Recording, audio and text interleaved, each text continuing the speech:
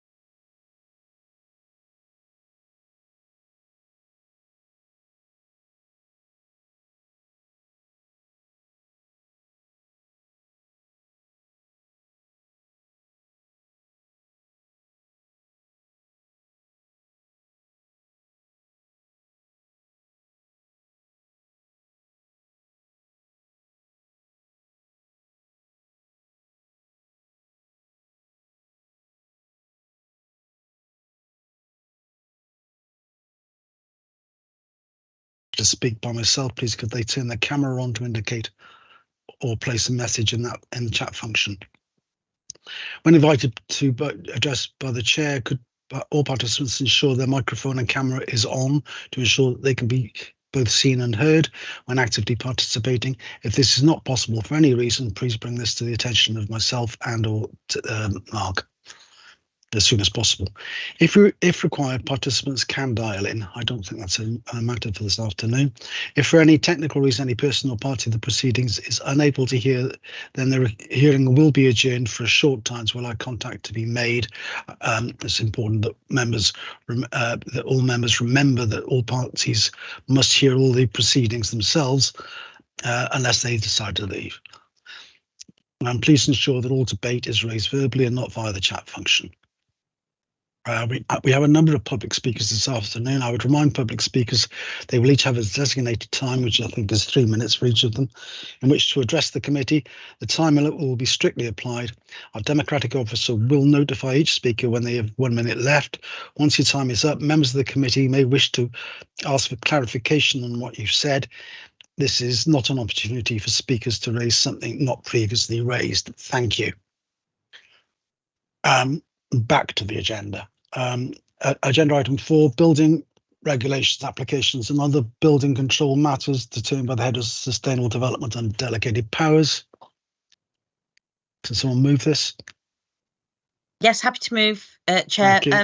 Councillor Cave has her hand up, Chair. Oh, I didn't notice yet. Christine. Oh, sorry, Chair. On your last item, I just want to point out that I have very poor internet connection and I'm not able to be viewed today. So I can't raise my hand by coming on screen, but Democratic Services are aware of this, and so you can only hear me, and you'll miss out on seeing me today.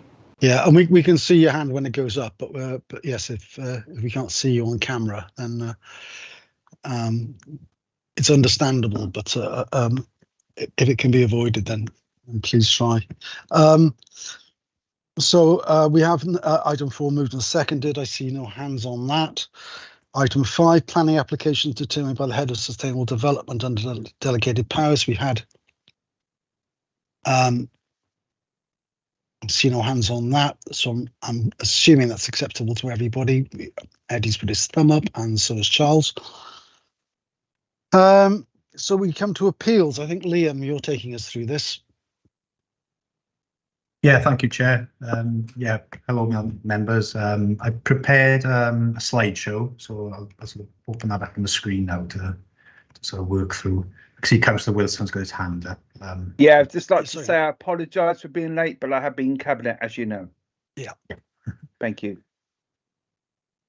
Okay, bear with me 1 second. I'll just get that done.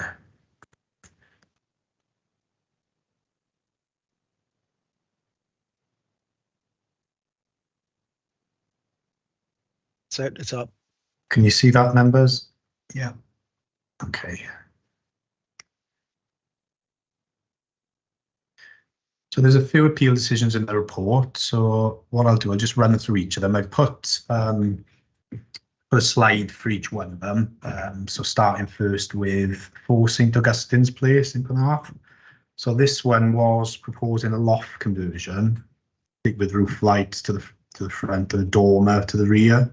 Now, officers refused the application, considered it was harmful to the conservation area. And you'll see there sort of site location on St Augustine's Place, and the relationship then to the Bellevue Terrace there. So that photo really highlighting the impact this sort of box-like dormer would have. So it was good. The inspector agreed with officers in that respect. Seen it in the context of what is quite simple and altered rear elevation there. So yeah, that was a good decision for the council. The appeal was dismissed on that. Roll on to the next one. There was one at 17 Ardwin Way in Dinas Powys. This appeal related to a balcony, the front elevation. So you can see a fairly modern house here. It's got the 2 gables. It's got a balcony already, so they're recessed in between the 2 gables.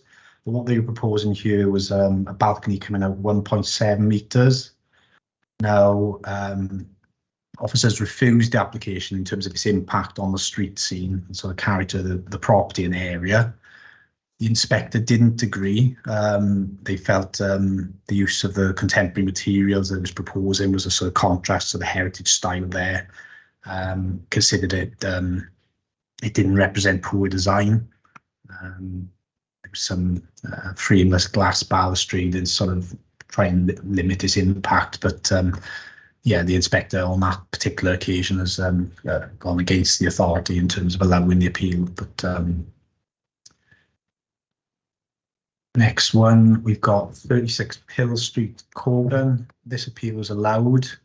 Now, I understand that members will have seen this application previously. I think it's been to planning committee previously. It's related to a single-storey and two-storey extension at the rear of a property.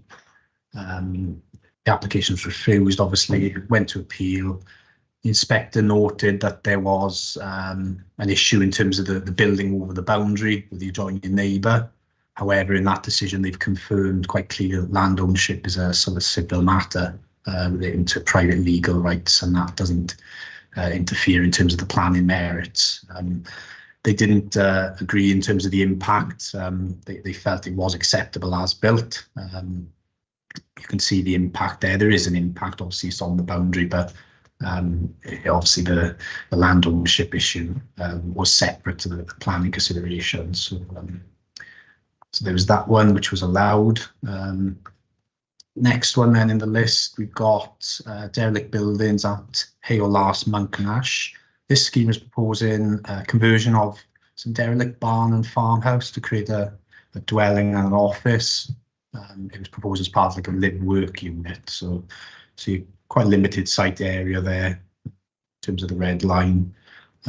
What they were proposing was to convert that building into a permanent dwelling, effectively.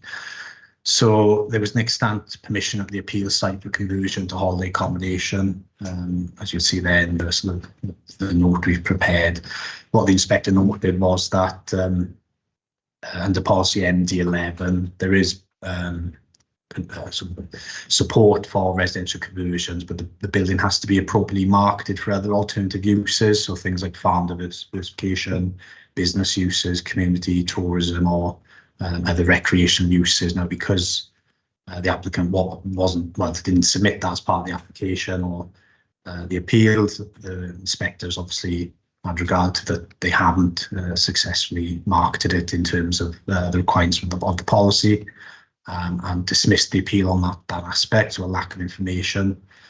In terms of sustainability, we had also refused the application in terms of the location of it not being sustainable for things like walking, cycling, available bus services, etc. Now, the inspector didn't agree. They said the appeal site is located between the villages of Marcross and Monknash. It's a public house bus stop within 10 minutes walk. The village of Wick is approximately 1.6 kilometres north of the appeal site, which that's classed as a minor rural settlement, so where there are some facilities. So the inspector placed weight on that, and as you can see, the planning balance was that it wouldn't give harmful effects in terms of its location or accessibility to services, but they did dismiss the appeal on the lack of information in terms of exploring other uses. So potentially a scheme that could come back before us there on that one. And this last one then, Whips Bungalow, Blandol, Cowbridge. This proposal was for a detached garage, repositioned entrance drive, curtilage extension. So the various works being proposed, regard had to be given to the impact on the character of the area. The inspector agreed with the authority in terms of the stance that there was a lack of information in terms of the impact of the changing levels. For example, you can just see on that photo the existing driveway at the sort of background of the shot, and then the new access effectively that was going to be opened up to provide this garage on the right hand side. So the inspector agreed there was a lack of information in terms of the profile and engineering works that were needed, and there was no ecological appraisal as well provided. So that was dismissed. And then finally then there was an enforcement appeal. This was related to enforcement notice at St Athan land at West Orchard Farm.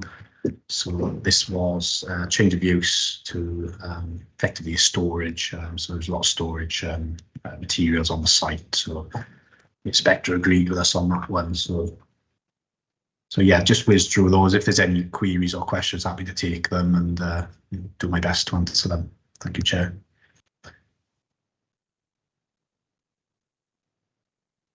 Are there any members wishing to query any of those? No. Ian, Councillor Buckley. Yeah. My only query is with regards to Pearl Street, where they've allowed the appeal, saying that land ownership is not an issue. Land ownership was not the main point that we put across. The main point was the actual extension built was almost a metre higher and wider than it should have been. And it was unanimously rejected by our planning committee, and it didn't feel like that's been taken into account. And I wondered if we had any recourse to say anything. So thank you through you, Chair. Essentially, the planning inspector will consider the reasons for refusal, so the reasons put forward by the council at the time. The fact it's not in accord with a different scheme is not the consideration. So the consideration is the development as built acceptable? So the inspector would be looking. Go back in touch with him to sort that. Sorry, I can hear someone. But yeah, Councillor Cape, you just just put your hand up. Yeah. Marianne. Sorry, Chair, I put my hand up because I can hear someone talking.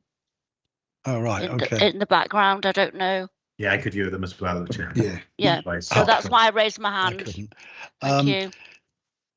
Whoever it is that's got the mic on, please could they make sure you've, as I said at the start, unless you're taking part, there's nobody seems to have the mics on. So, Ian, you had something else to say, Ian Buckley. Yeah, no, I was just saying that. Yeah. No, Liam, Ian, not Liam. Oh, sorry.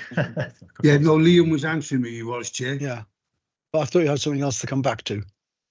I was just going to let Liam finish first. For a little bit. What I was just saying is, the inspector has to consider the scheme before them. So they've obviously considered the impact on amenity of the neighbours and the impact in terms of design. So they're entitled to come to their view based upon what's put before them. So essentially, the decision stands that it's allowed for the reasons given. The only recourse is if somebody was to challenge it on legal grounds, effectively, which in this case, just wouldn't be appropriate, I feel. So.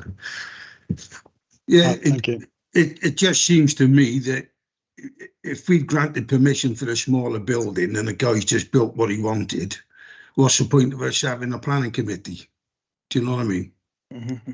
Yeah, I think the key thing is if he had applied for the later scheme at any point, would that have been acceptable? And I think if the inspector is looking, the inspector can only look at what's put before him in terms of the current status, for example, because you can't penalise someone for putting an alternative scheme in, which is the issue in terms of planning consideration.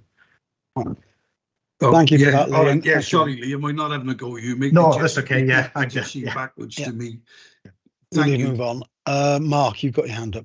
Yeah, I was just going to say, can I thank you, Liam, for your presentations? I thought they were excellent, and I think it's really good having pictures. We've using the PowerPoint kind of presentation format in this, and it's a welcome change. And I think moving forward, I'd like to see more of that. I think it's really good. But the other point I was also going to make is that often, I think, we all dislike. I think most members, in fact, probably all members I can speak for, dislike retrospective planning. Because really what people are doing, they're thinking, I'm going to do this, build it, and then they're going to apply. And I think this is a risky thing to do. And also what we all need to do as members is if we see a development and we can't find it anywhere, we should talk to enforcement and find out what's the status of what's going on, because that's our job as members. We're the eyes and ears of the people we represent. Anything unusual, anything you think is not in keeping, we got our enforcement department. They do a wonderful job. I know they're very stressed, as lots of parts of the council are. I'm well aware of that, but it's incumbent upon us members to really, if you see something you don't think it's quite right, ask the question. It's no harm in asking the question. But thank you very much, Liam. That was brilliant. Thank you. Thank you for that, Mark. Good point. Councillor Perry, you have your hand up as well. Yeah, just to add to Mark Wilson's point there, I think we also need to ask questions of the Vale Glamorgan Council, who have submitted quite a few retrospective planning applications in recent times and have more on the way. Thank you. Right, moving on then. I take it that the report from on appeals has been accepted. I see Eddie's got his Yes, thumb Chair. up. Accept, Others Chair. have. Yeah, thank you, everyone. Yeah, so that's accepted. Next is trees. Again, these are mostly for noting. Happy to note, Chair. Thank you. Yeah, I see agreement on that. We now come to enforcement. Sarah Feist, you're the our enforcement officer. You're the enforcer. Thank you, Chair. Yeah, we're just going back to the presentation. Yeah, I've just opened the presentation, Sarah. So thank you. So 49 Pontypridd Road. So we're seeking authorisation to issue a further enforcement notice, and that's in relation to an authorised roof terrace, raised patio area and a block screen wall. These were constructed in 2021.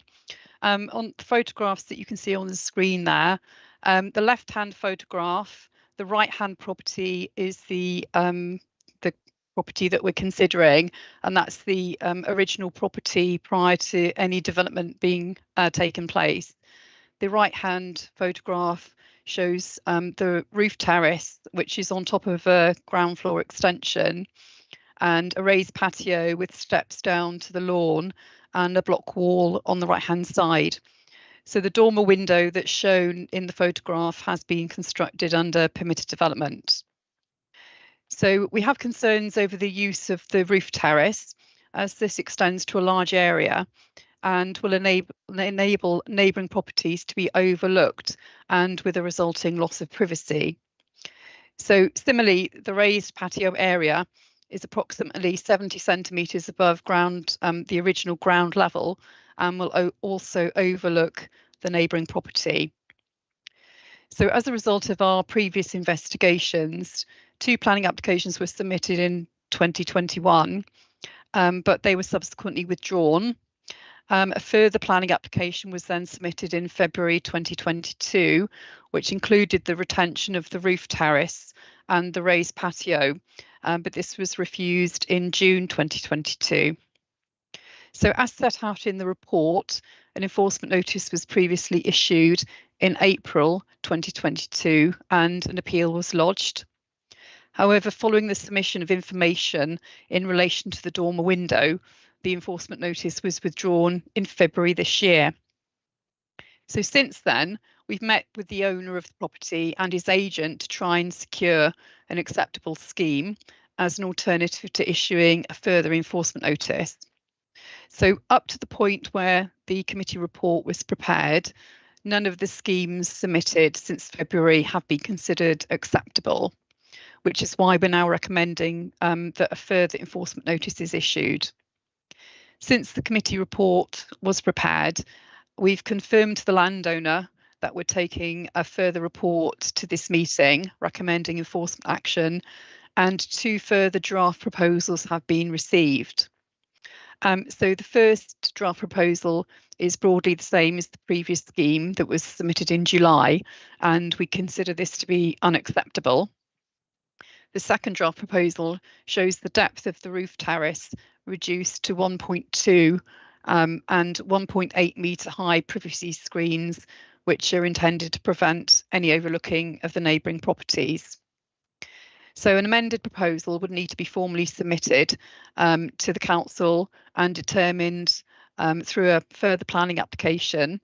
And then if this was approved, it would have to be implemented in accordance with the approved plans to remedy the unacceptable impact of the existing development. So therefore, our recommendation at the present time remains for a further enforcement notice to be issued. Thank you, Chair. Thank you, Sarah. Any questions or observations? No. In that case, are we in agreement? Is anyone opposed to this? I see no hands. Therefore, with the enforcement notice application, the application for enforcement notice is agreed. Chair. Yes. Oh, I can hear you now. Sorry, Chair. Just to double check, has been seconded. Yes, it was. It was Eddie. Okay. Eddie said, and then Charles, I think, seconded. Lovely. Thanks, Chair. Thanks, committee. And that's fine. Right, and Sarah, you're next one, I think.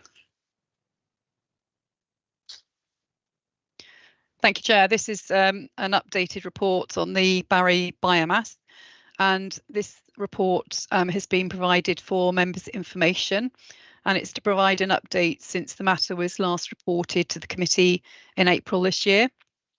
So at the April committee, members were asked to agree that appropriate amendments could be made to the enforcement notice issued in September 2021, following correspondence received from PEDU.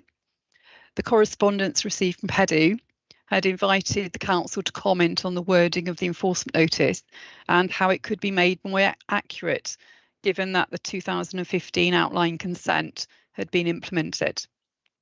So the resolution of the April committee was to agree appropriate variations of the enforcement notice, and that was to include reference to the 2015 consent. So this was confirmed to PEDU in April.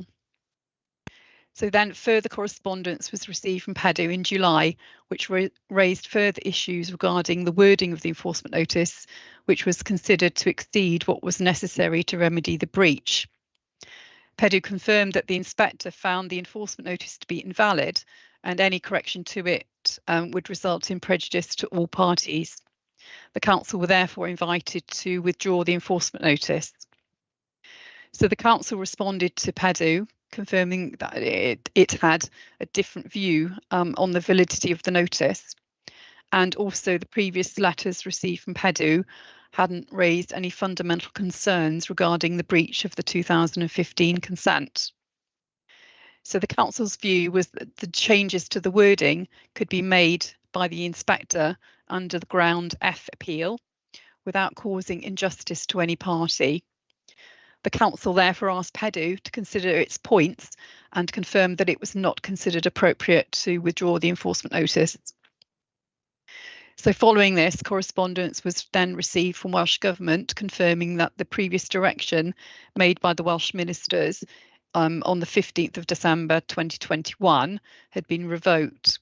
And this meant that the decision on the appeal was returned to the planning inspector for determination.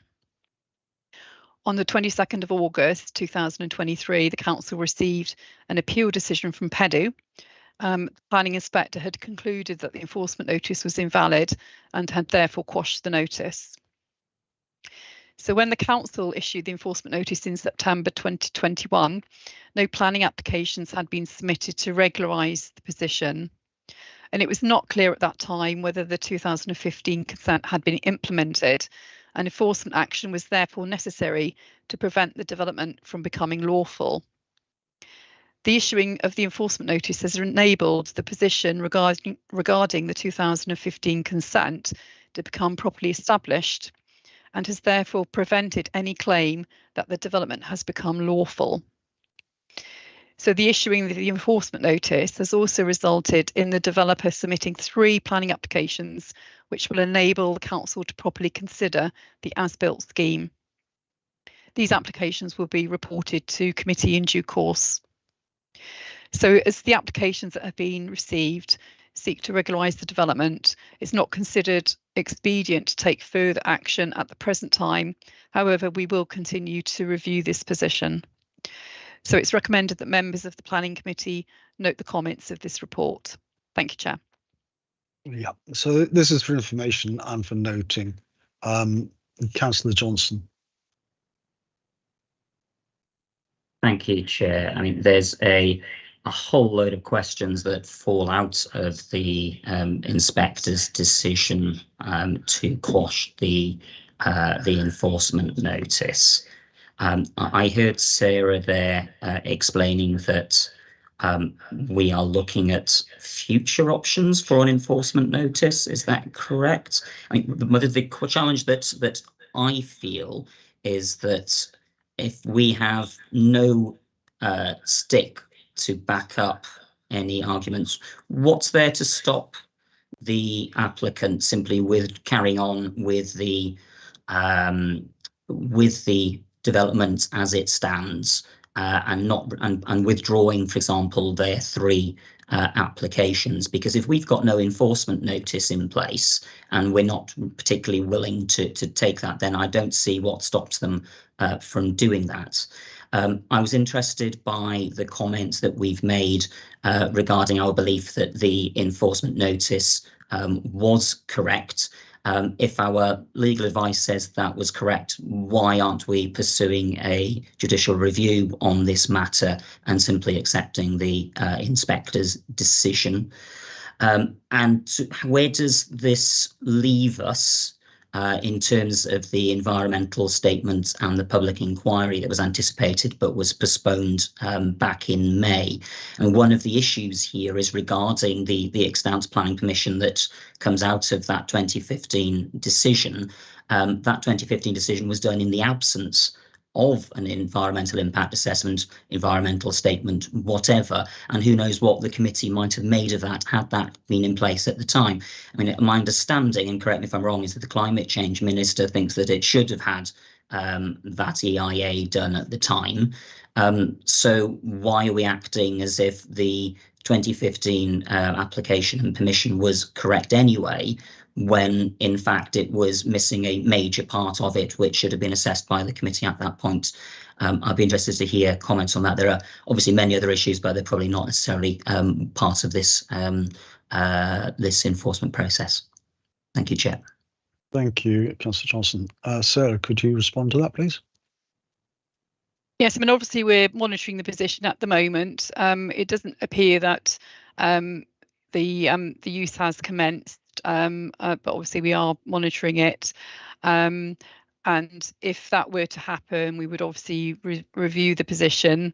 As it stands, we had gone back to PEDU and agreed amendments to the enforcement notice to require or to relate to the 2015 consent.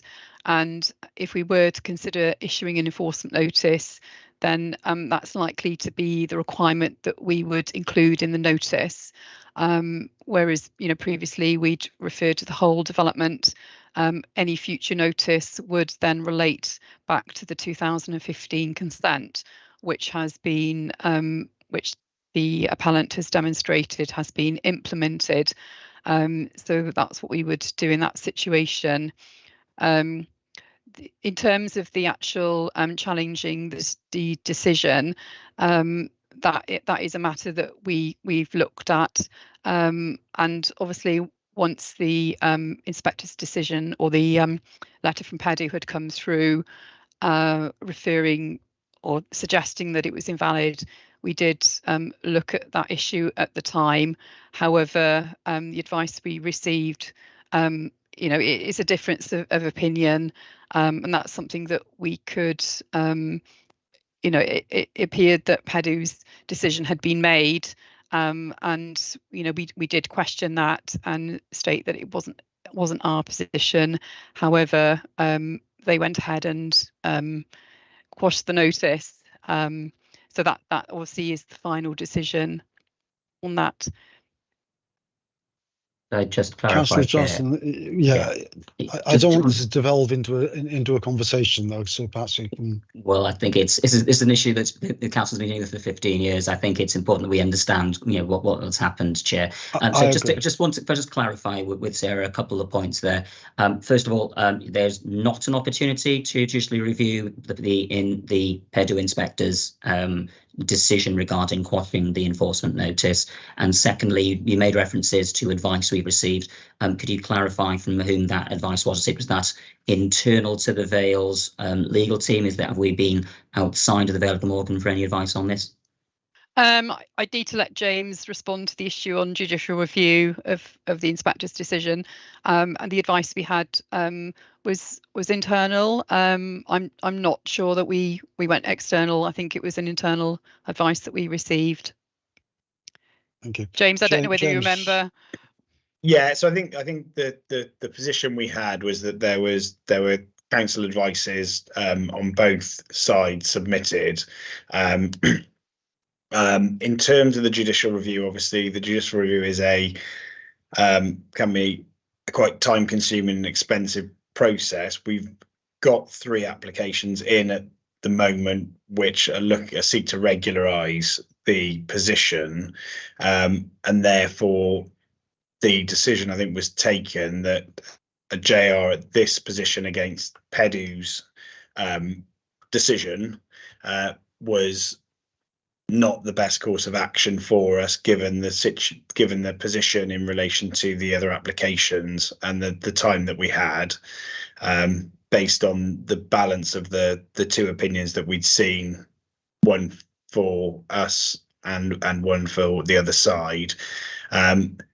In the event that the applicant chose to withdraw all their applications that they've got in and just try and proceed, the council would obviously retain the ability to take further enforcement action if it considered that was what had happened. So we're not prevented from taking further enforcement action, and no decisions being made in relation to the sort of the merits of taking enforcement action as such. It's in relation to the manner in which the enforcement notice was worded, because of the way in which the circumstances changed from the date on which it was issued and the information we had at that point, as opposed to the information that then came out and the change in circumstances in relation to the status of the 2015 application and permission.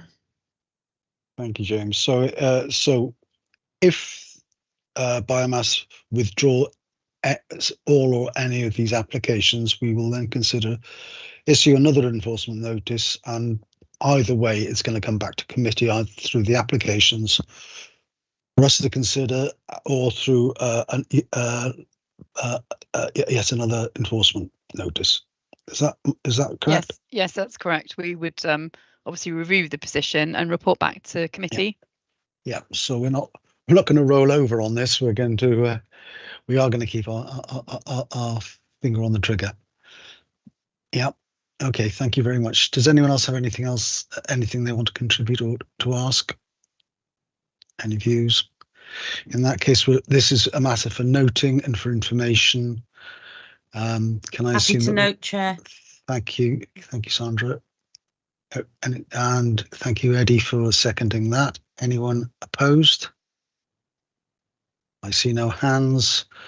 In that case, we will note that.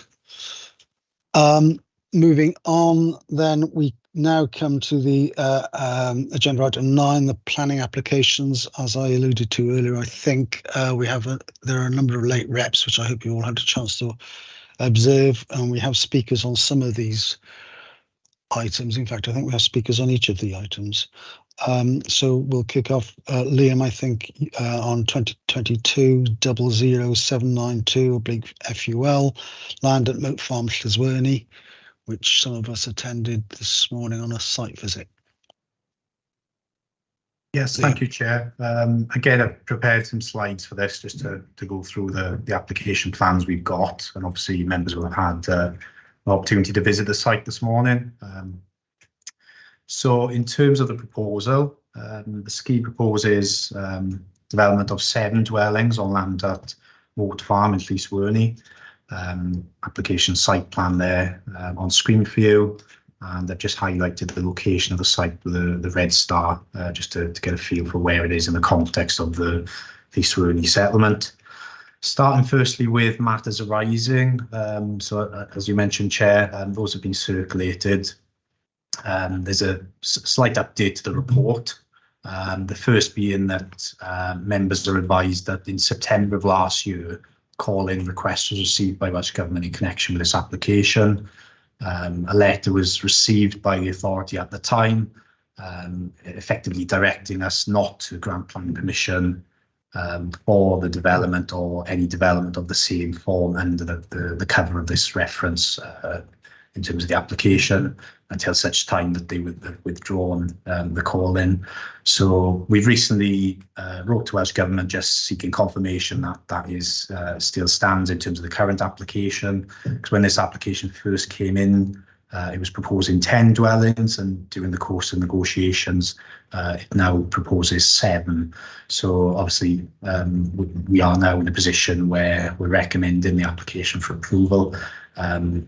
If members were to decide to grant permission, a decision notice couldn't be released until such time as Welsh Government would release the holding direction. Members may choose to make an alternative decision to refuse the application. In that instance, there wouldn't be a requirement to go back to Welsh Government. So effectively, any form of decision will only be made on the application if members are minded to approve.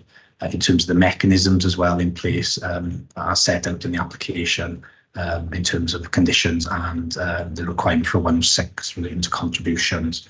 So I just thought I'd cover that before we go into the main scheme. There was a typographical error in the report as well on page 77 in respect of car parking. There are actually 10 parking spaces proposed, not 9. As indicated in the report. So that's set out on the drawings, which we'll see shortly. There was letter correspondence from Llandau Community Council. They've circulated letters between the council and themselves, not in direct relation to this application, but in connection with rapid rehousing plan. So that's been copied to members for information purposes. So going back to the application, in terms of location, as I say, it's on the edge of the Llyswyrney settlement, in the location I've highlighted there. The actual land relates to Moat Farm. So you can see the red line just comes around. There's an existing building on the site, demarking the sort of southern edge boundary. And there's some tree coverage then around the north and around the sides of the site. In terms of where the settlement boundary lines are drawn in the current LDP, you can see there the black line marks the boundary. Moat Farm is in the northern section of it, so you can see that building at the northern point here is where this scheme relates to. So just that pocket of land there. I put an extract here of the conservation area, so you'll pick up in the report that the site adjoins a conservation area, but it's not actually within it. So just to give that a little bit of context, so you can see the green line on the northern part of the conservation areas where the site effectively bounds on to the conservation area. So you'll see reference in the report to the conservation area. There are some positive buildings identified. So you can see the building immediately to the south. It's identified as a positive building. Moat Farm, the dwelling, is accounted treasure. You can just get a flavour there of the different positive buildings in the area. In terms of number of dwellings in the settlement, it's not referenced in the report, but Llyswyrney had a residential count of 93 dwellings in 2022. So that was calculated in the Sustainable Settlement Appraisal to give a population of 200 based on average dwelling sizes. And in terms of wider area, the Llandau ward population, according to the census data in 2021, is 2,100. So that gives a context in terms of, obviously we have an application here for 7 dwellings in the context of a residential count in the area of 93. So just coming on to the site and context, those are the photos of the application site, which members who will have visited will have seen earlier today. So you've got the gated access there onto the minor road, the existing farm buildings which take up the plot, and then the hard surface, which comprises of quite a lot of the application site. So turning now to the scheme, the scheme proposes 3 new buildings on the land. So that's the removal of the existing building. The site layout here is shown. So we have the larger building on the southern side, This would accommodate the flats as referenced in the report, and then you have the dwelling houses on the northern aspect. So effectively 3 buildings set around the new shared access road. So as I say, the units are set in the report comprise of 3 2-bedroom houses. So that's the buildings nearest the north side. You've got 1 dwelling here, 1 dwelling here, 1 dwelling here, and then you've got the 2 times 2-bedroom flats and 2 times 1-bedroom flats, so 4 flats in this southern building.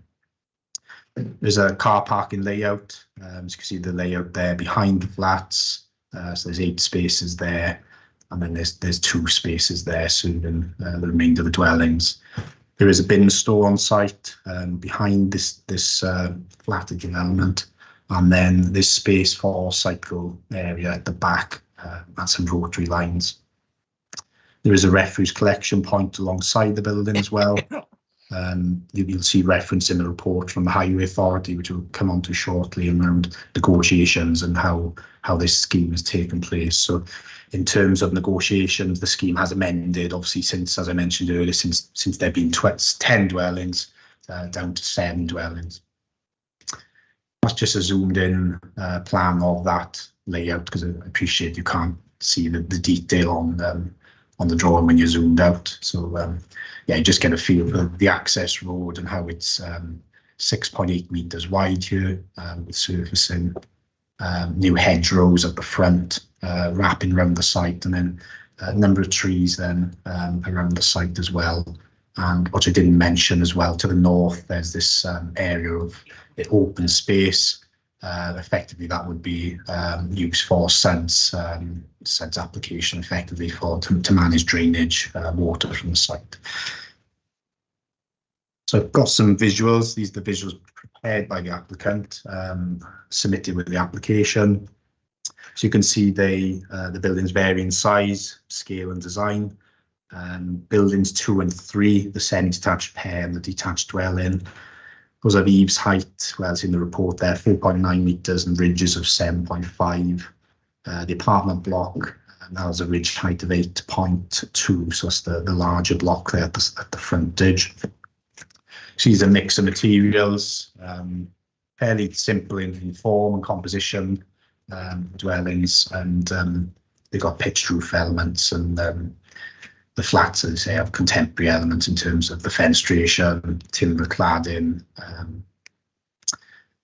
corrugated steel cladding as well on the roof, facing bricks, standing seam, metal roof, light your PVC windows as well. So that just gives a flavour of the design form of what's been presented to us. So you can see the frontage here. Landscaping.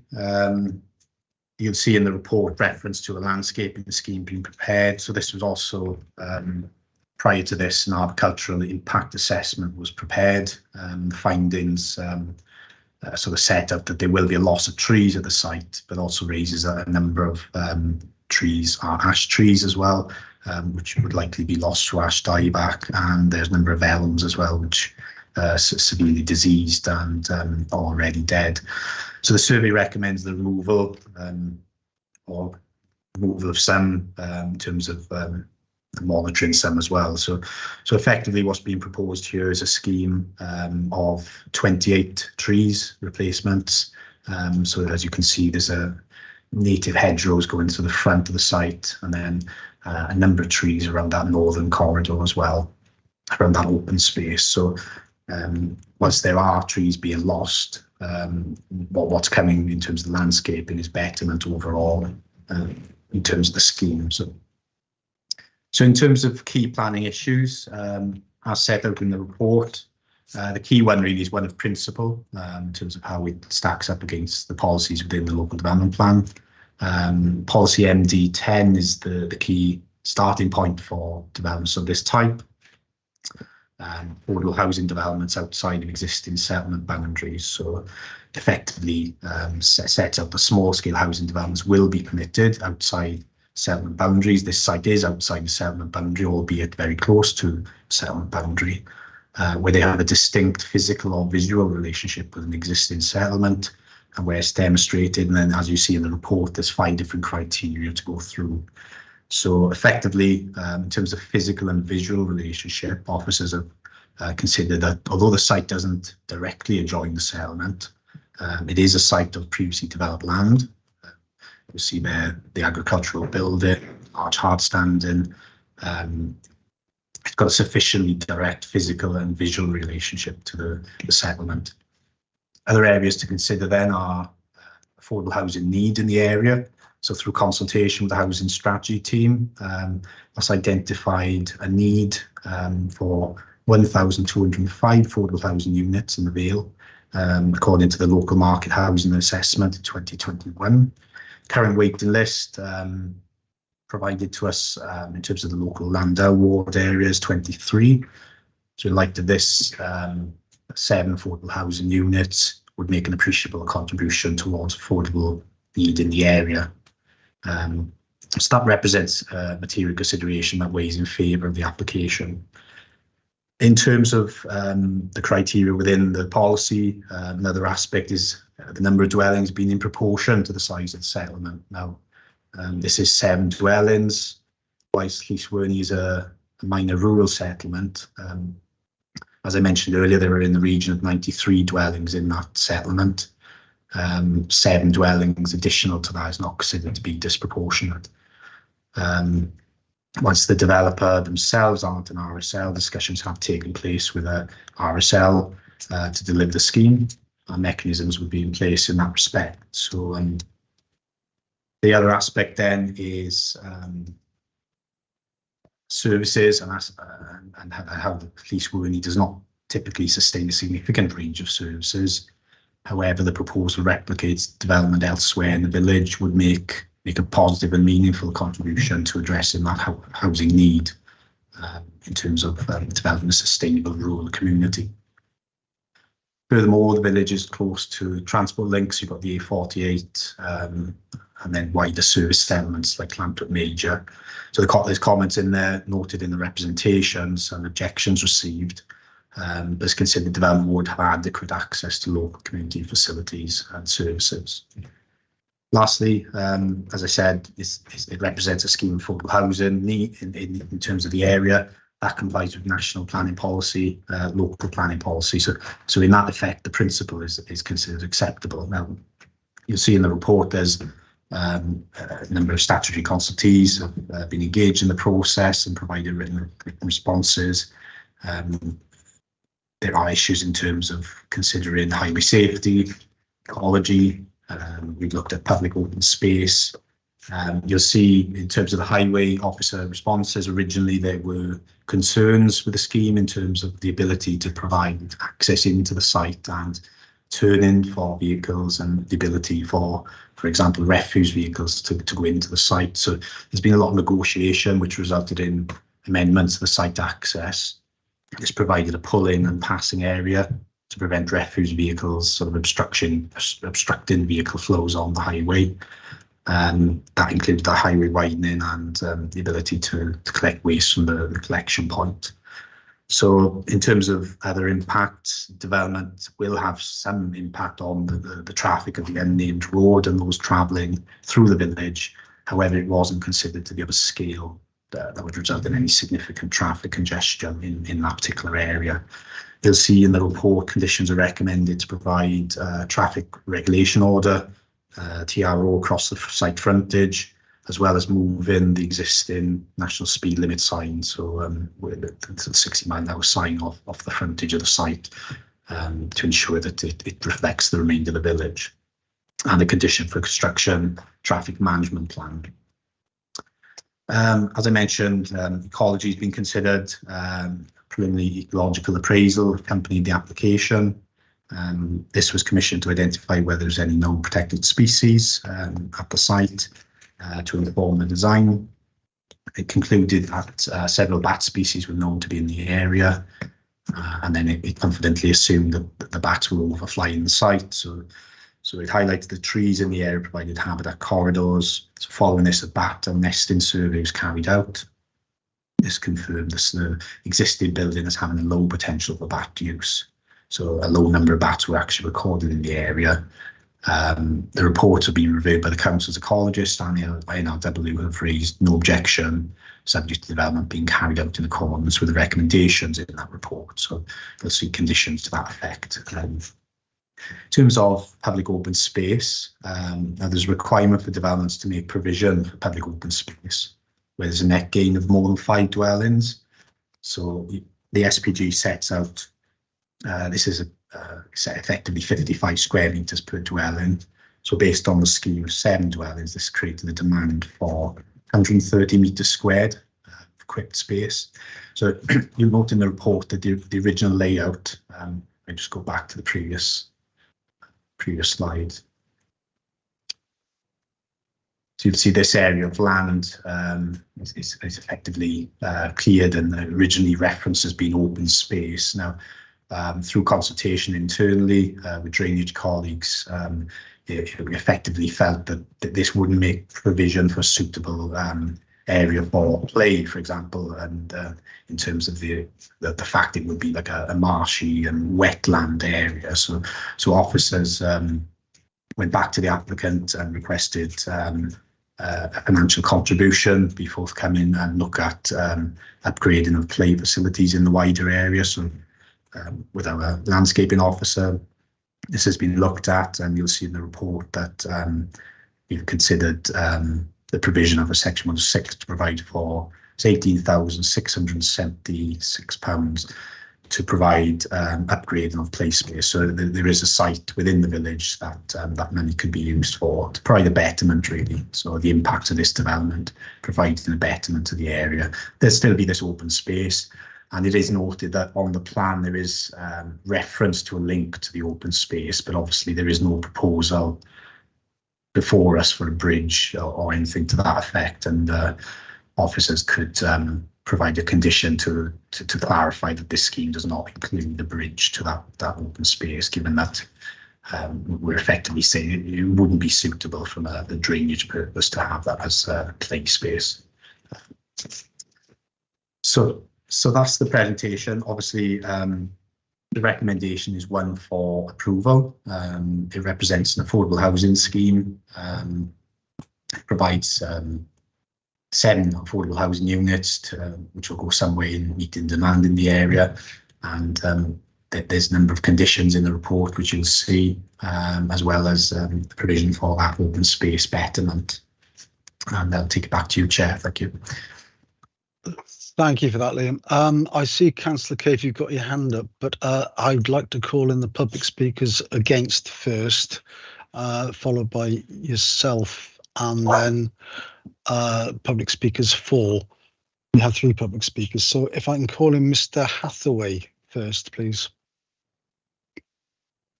Hello. Can you hear and see me okay, Chair? Yes, thank you very much, Mr. Hathaway.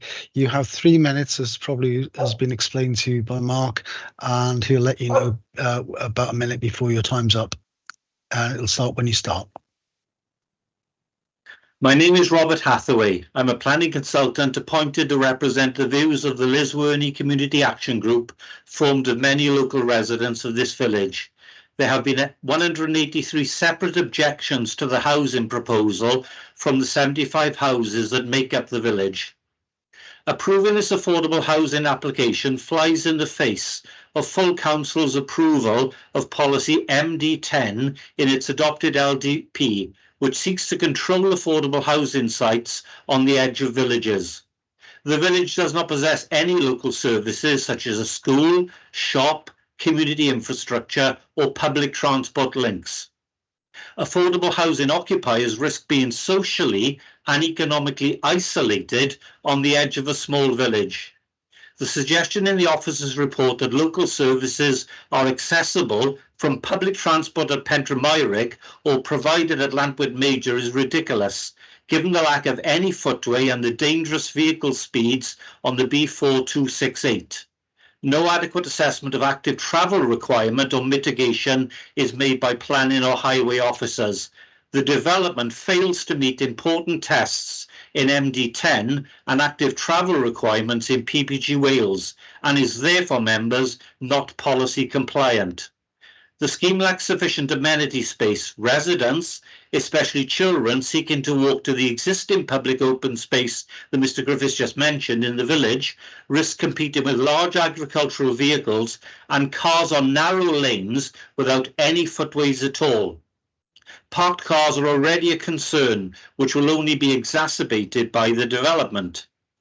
The planned dwellings are not in keeping with the Lisverney Village Conservation Area. The flatted courtyard development, designed as 3 fake barns, is completely out of accord with the stone and render detached houses set in large spacious plots which form the character of the area. Surface water drainage remains a serious issue for the western part of the village, which already suffers from flooding. As a result of the flood consequences assessment, the level of the development site is to be raised.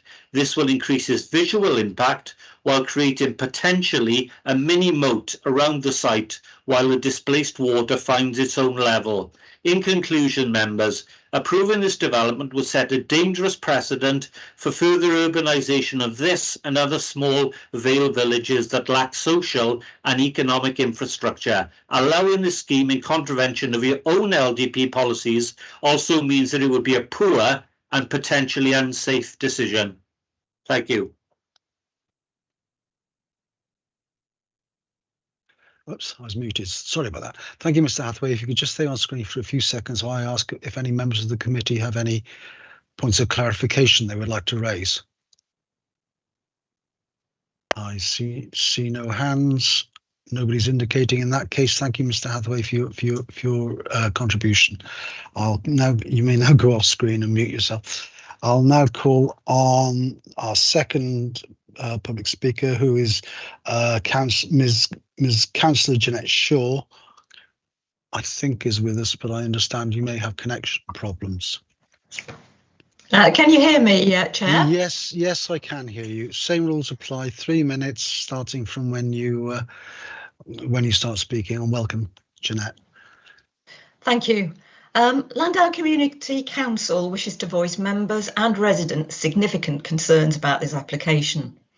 Policy MD10 of the Local Development Plan has been democratically developed and approved for implementation, and in recommending consent, the requirements of this policy are undemocratically and unreasonably being ignored. The Community Council understands that the Council needs flexibility in its lettings, and while a restrictive policy may no longer apply to existing rural homes, it's also aware of pressure on the housing stock from an increase in the number of homeless people and families. But this is no justification for building new social rent homes under the exception policy, which are not where those with the highest priority need or want to live. No demonstrable need from those with a local connection has been shown. Furthermore, in its own written admission, the Council is relying on demand for affordable homes in Cowbridge and an unquantified hidden demand to justify this policy exception. It is wholly unreasonable to transfer an urban demand to a rural site. Cowbridge is characteristically different with a full range of services.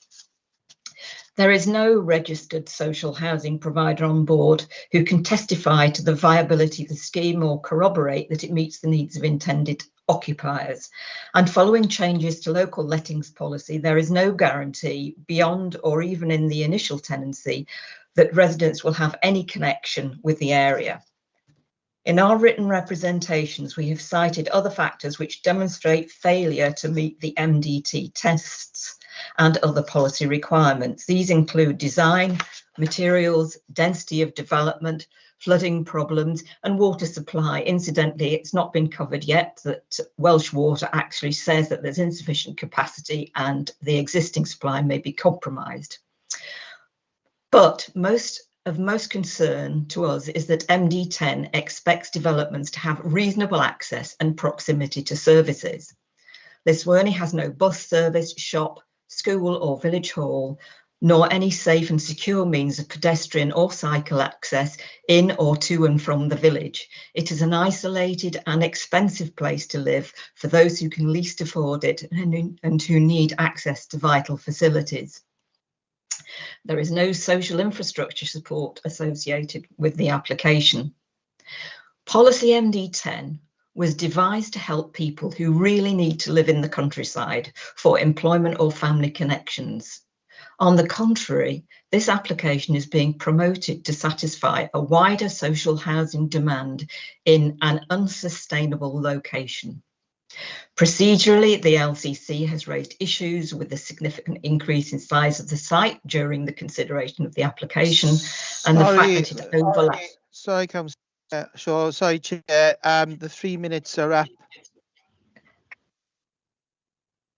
Okay, well, all I would conclude by saying that the law requires that you determine the application in accordance with the LDP unless material considerations indicate otherwise, and none have been put forward.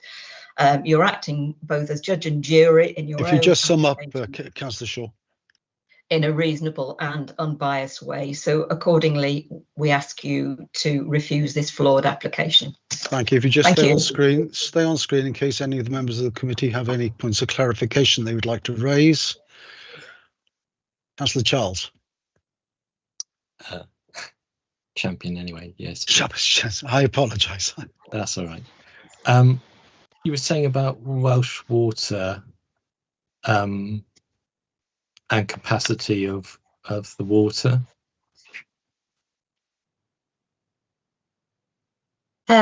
Yes, can I yes, you can respond to that. Yes, on 22nd of August, Welsh Water stated that the water supply system in the immediate vicinity has insufficient capacity to serve the development and will also cause detriment to existing customers' water supplies. When the application was revised, they were consulted again and they stated, following on from our most recent consultation response, we offer no further comments to this latest consultation. Hence, their original position still stands. Now, I looked at condition 13, which says that no houses shall be occupied until this is resolved. I'd suggest that this is something so fundamental to any kind of building project that it really needs to be considered ahead of any recommendation on the application. It is quite significant. I understand that. It's not a point, not the time now to make more points. You've answered Councillor Champion's point. Thank you very much. Are there any other points of clarification?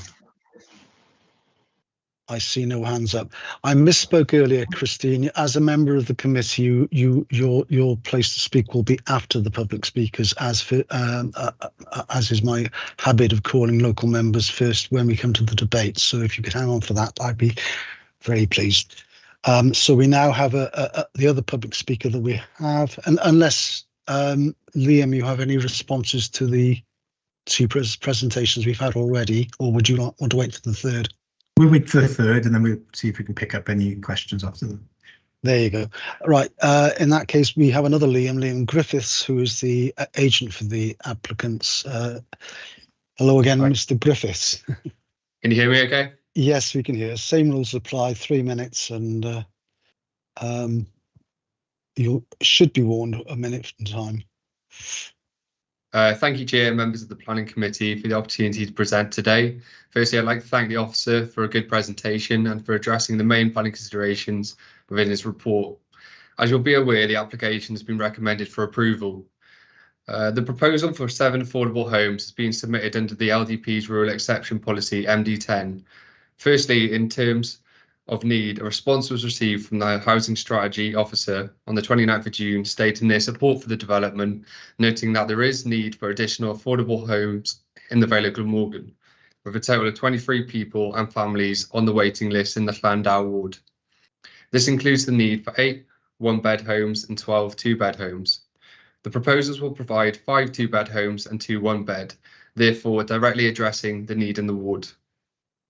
The applicant has been in discussions with a partnered RSL to the Vale of Glamorgan, and these discussions are well advanced. The supporting text to Policy MD10 explains that proposals will be considered as exceptions to the general housing policies of the plan, although development will still need to have reasonable access to local community services and facilities in nearby settlements. The site is circa 3.8 kilometres from the centre of Cowbridge, which is identified as a service settlement in the LDP alongside Penarth and Llantawit Major. Only Barry is considered to be a more sustainable location. There is therefore reasonable access to local community services and facilities in nearby settlements, namely Cowbridge. The new dwellings will be compliant with Welsh Government design requirements and will include solar PV, EPCA rated properties and be entirely electric with no gas. So as the grid decarbonises, the properties will become net zero.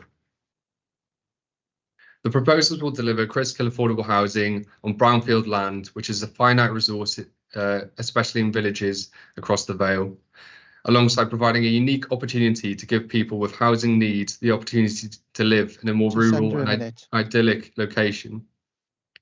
As set out in the committee report, there are no objections from the internal consultees to the LPA, including highways, drainage and flooding, environmental health, ecology, landscape, land contamination, alongside external consultees. I'd like to pick up on a point that Mr. Hathaway raised about the raising of the site. This is only merely 20 centimetres in 2 locations on the site, so it's not significant in the grand scheme of things. The applicant has worked very closely with the officers to arrive at a design solution for the site which addresses both planning and conservation concerns. Members are therefore respectfully requested to approve the application in line with the officer's recommendation. Thank you very much. Thank you, Mr. Griffiths. Again, if you'd stay on in case there are any points of clarification from members of the committee. Councillor Cave. Thank you, Chair. Yes, could I just clarify? You said there was no objection from consultees, but actually we've already heard that there was, and I think it is in the report that Welsh Water have said that there will be connection difficulties. In other words, the water in the area is not sufficient to serve the development, and it will impact on those that are already being served by it. So that there were some objections, were there not? Or did you mean something else by that? Can I clarify on that point? Yes, yeah. So Welsh Water have supported a planning application subject to a planning condition, which requires a hydraulic modelling assessment of the water supply network, essentially. So they've not objected, but they've supported subject to the planning condition number 13. Inside of the sort of development world, this is quite a regular condition. It's one I've seen many times on a number of planning permissions. So for me, I think you've covered that point now, Mr. Griffiths. Thank you. Councillor Champion, you have your hand up. Yeah. You said about the rating of 3 areas. Are those just 3 sort of low-lying, and is there any indication of how big those areas are? Yeah, so we had a flood sort of report commissioned by JBA, who are a leading sort of flood specialist in South Wales, and the report identifies that there's, like you say, low-lying spots which will need to be raised circa 200 millimetres. Does that form part of your application? Yes, it does. The flood risk report is an approved document. That's it. Right, thank you. Unless there are any other points of clarification for Mr. Griffiths, and I see none. Thank you for your time, Mr. Griffiths, as well. Thank you. And you may now go off camera and off mic. Right. First of all, Liam, do you have any responses or to any of the comments made? Yeah, it was just in terms of the Welsh Water point. I just dug up the original consultation response and then the current consultation response. There is no objection raised by them. I'll just share my screen just so you can see the content of those letters in context. So you have the original letter here dated the 5th of August. It's referring to asset protection, development site being crossed by a public sewer. What they're saying is the proposed development is located in an area that is served by foul-only sewer. Therefore, we will not be able to accept surface water flows into the public sewer in any circumstance. The developer should utilise sustainable surface water disposal options, i.e. infiltration, watercourse.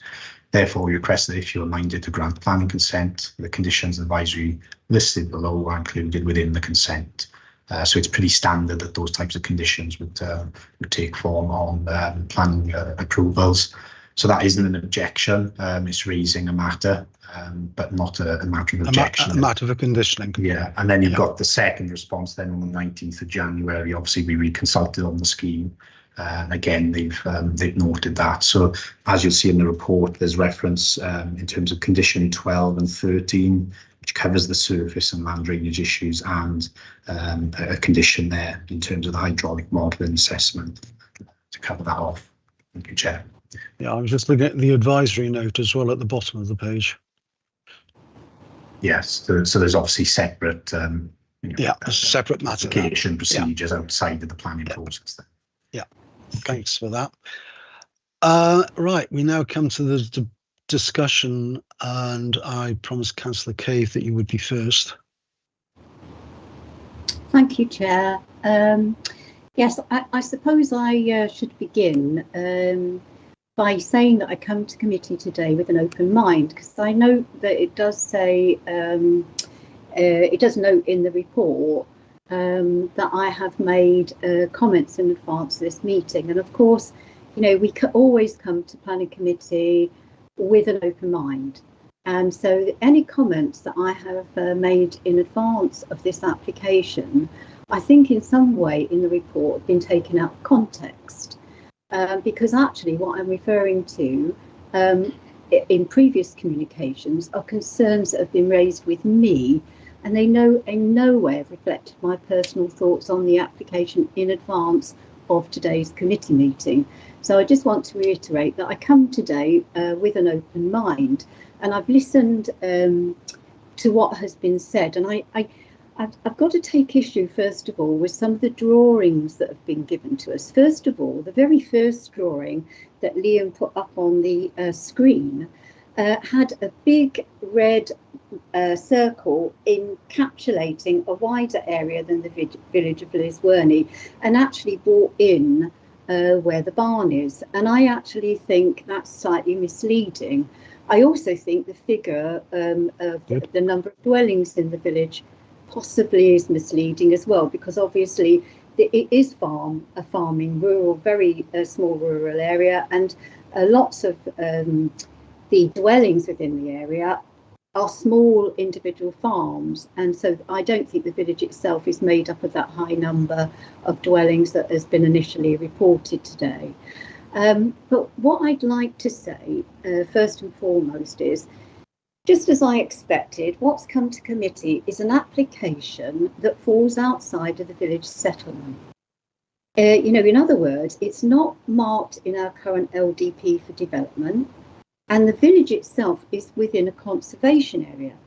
So at some points of Liam's presentation to us, he was saying that this piece of land, which has a barn on and has been in farming use for many, many hundreds of years, is very close to the settlement. And then we're being told that the settlement itself is a conservation area, and because this barn lies outside of the conservation area things don't apply. And I'm thinking, well, you know, what you're doing here is using one piece of information to take us one way, and then using another piece of information to reinforce something else which doesn't necessarily apply. So I'm not sure why members of this committee would want to approve building in the countryside, you know, outside of the village settlement and outside of the LDP. What is being proposed would see the erosion of the settlement boundary, and surely the LDP is designed to make sure that erosion doesn't take place. We'd also see the loss of important and historical agricultural facilities within Wales. And in my opinion, we would be very unlikely to support local housing need.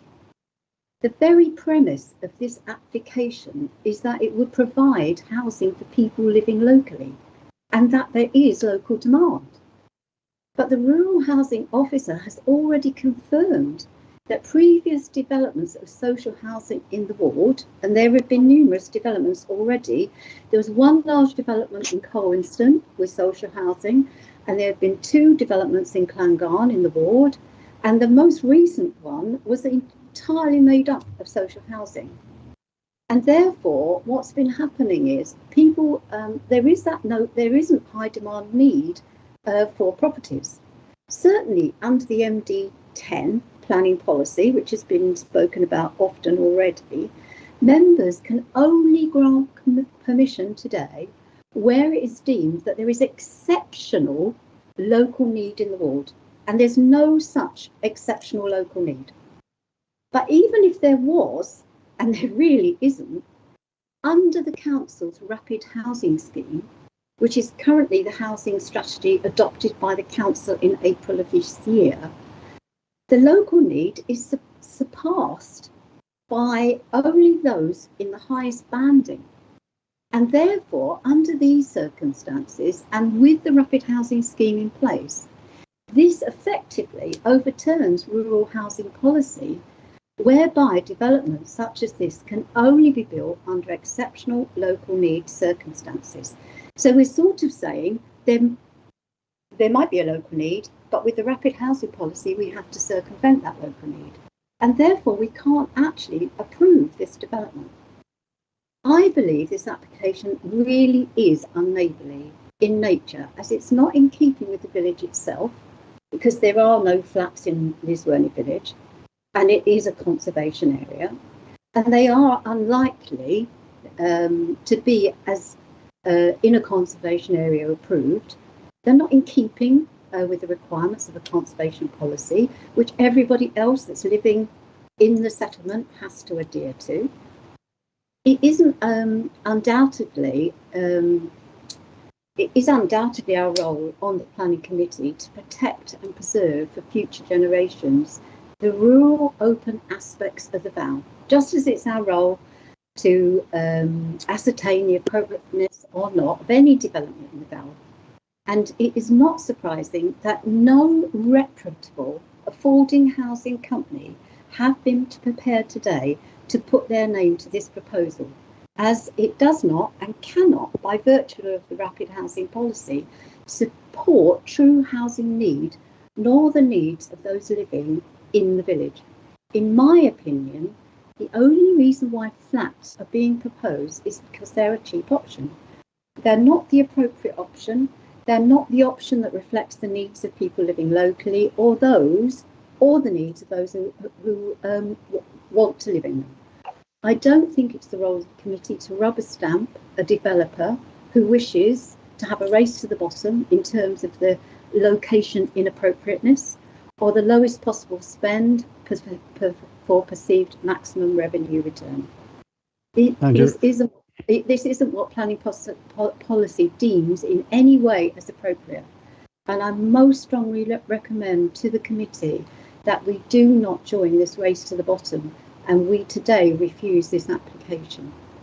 Thank you, Christine. Do we have anyone else?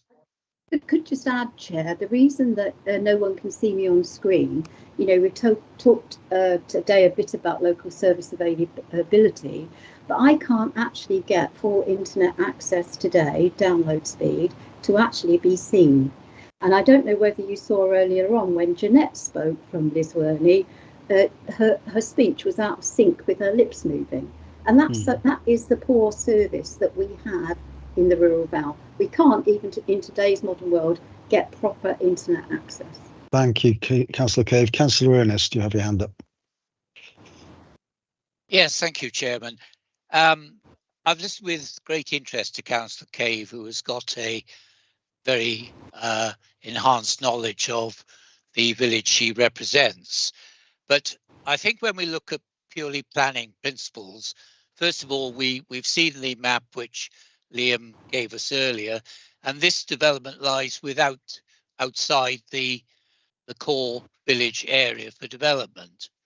It's also, in my opinion, it's a change of use. It's an agricultural unit, and it's a change of use, if you like, by creating a housing development in the farmyard. That's what it basically comes down to. And we're very strong in this council. And I, like you, Chairman, been a member for a number of years, and we respect our agricultural policies, our rural policies very strongly. And it seems to me that this is what I would call a spec application to see just how many houses they could build on a farmyard site. It's not supported by the evidence. Yes, you can always create evidence to support an application, but whether it's relevant evidence to support this application is another matter altogether.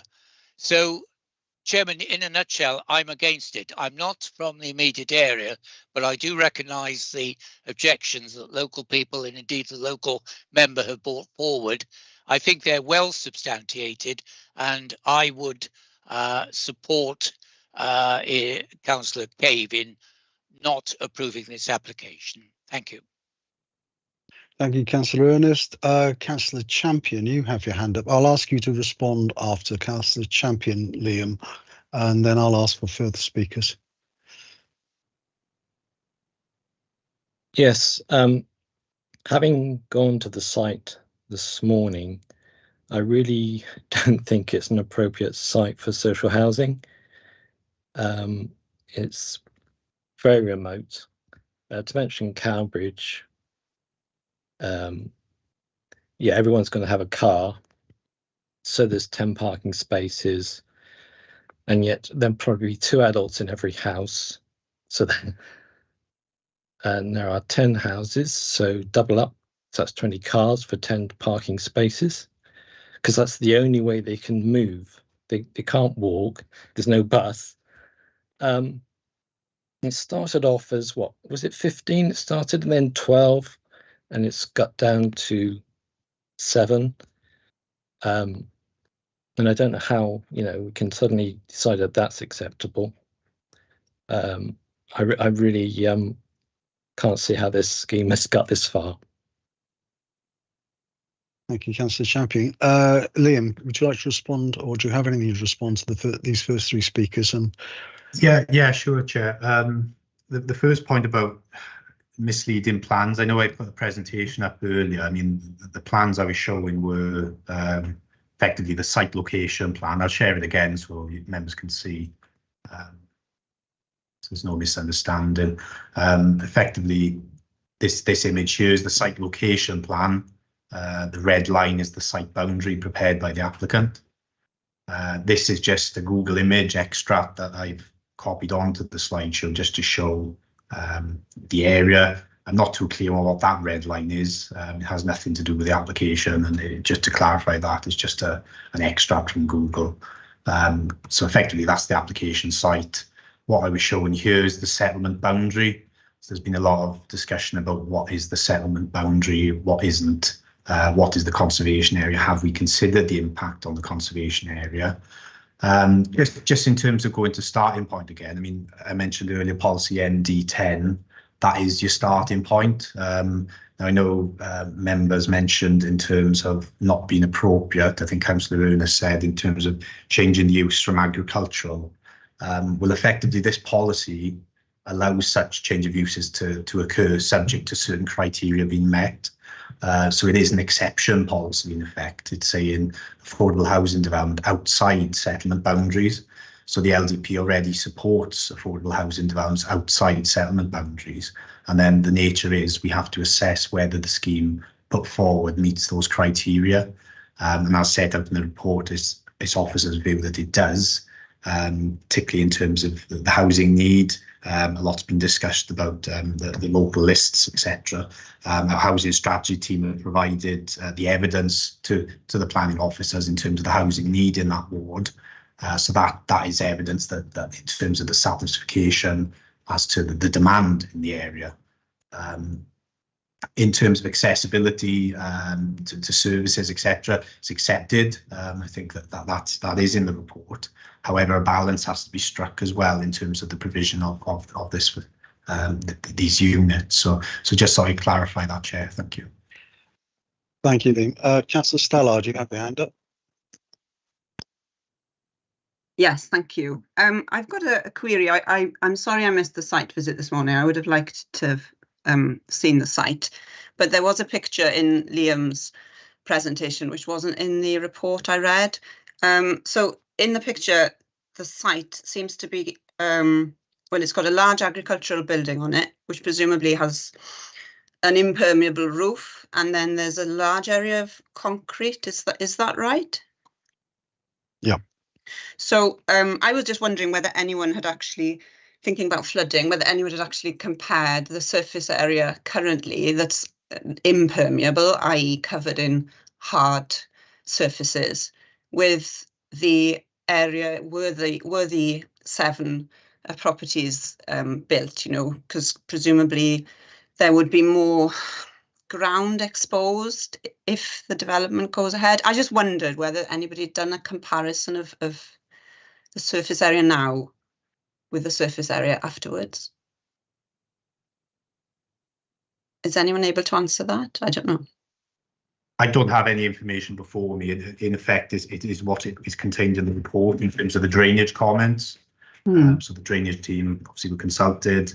They required a flood consequences assessment. So that was forthcoming after the receipt of comments around modelling.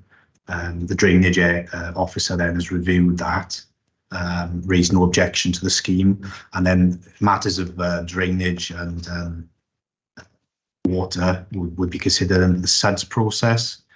So I don't know if that exercise considered what is effectively the.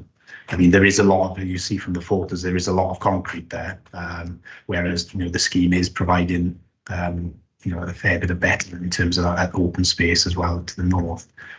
But yeah, just by trying your best to answer that. Thank you. Thank you. Yeah, I'm sorry. sprung it on you a bit.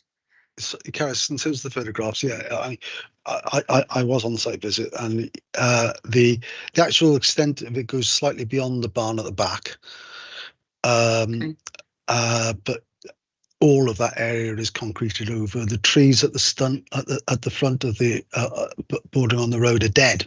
I mean, they not only had no leaves, they had no bark. It was so it's a pretty defunct area in terms of ecology and I was just thinking about the flooding risk, really. Essentially, there's that brook at the bottom next to the hard standing, but I would not imagine that this scheme would have more water runoff than would be there currently, but I'm no expert, obviously. Councillor Johnson. Thank you, Chair. I was able to attend the site visit this morning. I know not all members were, but some of us were able to. I'm not from the Llys Werney or rural Vale area, so I think I'm able to come at this with a fairly open mind as to, you know, to my experience of the site visit and the wider village this morning.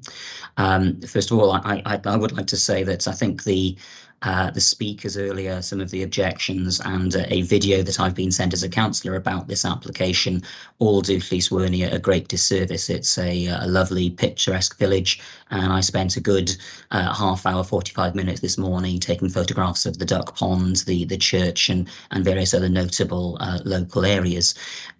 It felt to me that the space under discussion was a natural part of Llys Werney. I walked out from the duck pond, past the children's play area, past other houses, and turned right, and there was the Moat Farm barn area that we're discussing. So although it's outside the settlement boundary officially, it felt very much like it was part of Llys Werney. It is a brownfield site, which, if it's not being used for further agricultural uses, is right for development. And if you saw this kind of site anywhere else within the Vale of Glamorgan, you would anticipate that it would be used for some productive purpose. This is a site which is on, by its nature of being outside the settlement boundary, is on the outskirts of Llys Werney. It is something housing that is on the route towards Colwinston. I don't know quite how much car traffic there is between Llysworney and Colwinston using that route, but it's certainly not the main route into Llysworney, which is obviously running from Pentrym through to Llantwit Major via Llysworney there. So it feels to me, in general, that this wouldn't be a site that is ordinarily seen by people within Llysworney unless they are travelling outside towards Colwinston. The road that runs from the Duck Pond towards Moat Farm, there is a fork on the left which seems to have around 8 properties upon it. There is a property almost directly opposite Moat Farm, or Moat House, Moat Farm, I don't know quite the terminology, which is recently, I think it's Stornoway House, which has recently had a 2-storey granny annex that's been agreed there. So, new development within that area is clearly not prevented, even though presumably that will also increase the number of vehicles using this area. I arrived this morning by public transport. I got off the train at Llantwit Major. I was impressed at having a bus interchange with buses. I got the 321 that took me to Nash Manor. It was not a good walk from Nash Manor down towards Llysworney. I did walk in following the site visit. I walked back through at Sticklegarry and picked up the bus there, which took me up to Cowbridge. The bus seems to run every 2 hours or so in each direction, which for a rural area, I imagine, not living in a rural area myself, it is a fairly regular service that seems to start in the morning and completes in the evening. I am challenged by understanding what the objections are to this. There is perhaps not as great a need for affordable housing, and I do want to understand better what affordable housing actually means in this context, and also the conditioning regarding maintaining affordability and perpetuity. The way in which Llysworney has been described makes it sound like the sort of place you wouldn't want to live, whereas actually I suspect by the house prices it's a sort of place that's in quite high desire as a family home. The pub recently, I believe, has been taken over and refashioned. There are not many services there. That's a challenge. That's a challenge for many places. There's effectively the argument against sustainability on the basis of lack of immediate bus services, because they can't really run through the village, I assume, because of the weight restrictions. I don't know if that's the reason why it takes the Llantwit Major over. If that's just for a quicker route between Cowbridge and Llantwit. But if you argue around sustainability, that people can't get a bus service or there are no shops within this area, then fundamentally you are arguing against any development that involves extra people moving into anywhere in a relatively rural location. And I don't think that putting our villages in aspect is really the way to deal with some of these challenges. So if it's okay, Chair, and I've got a couple of people speaking against this, but I'm happy to move the officer's recommendations this afternoon. Thank you.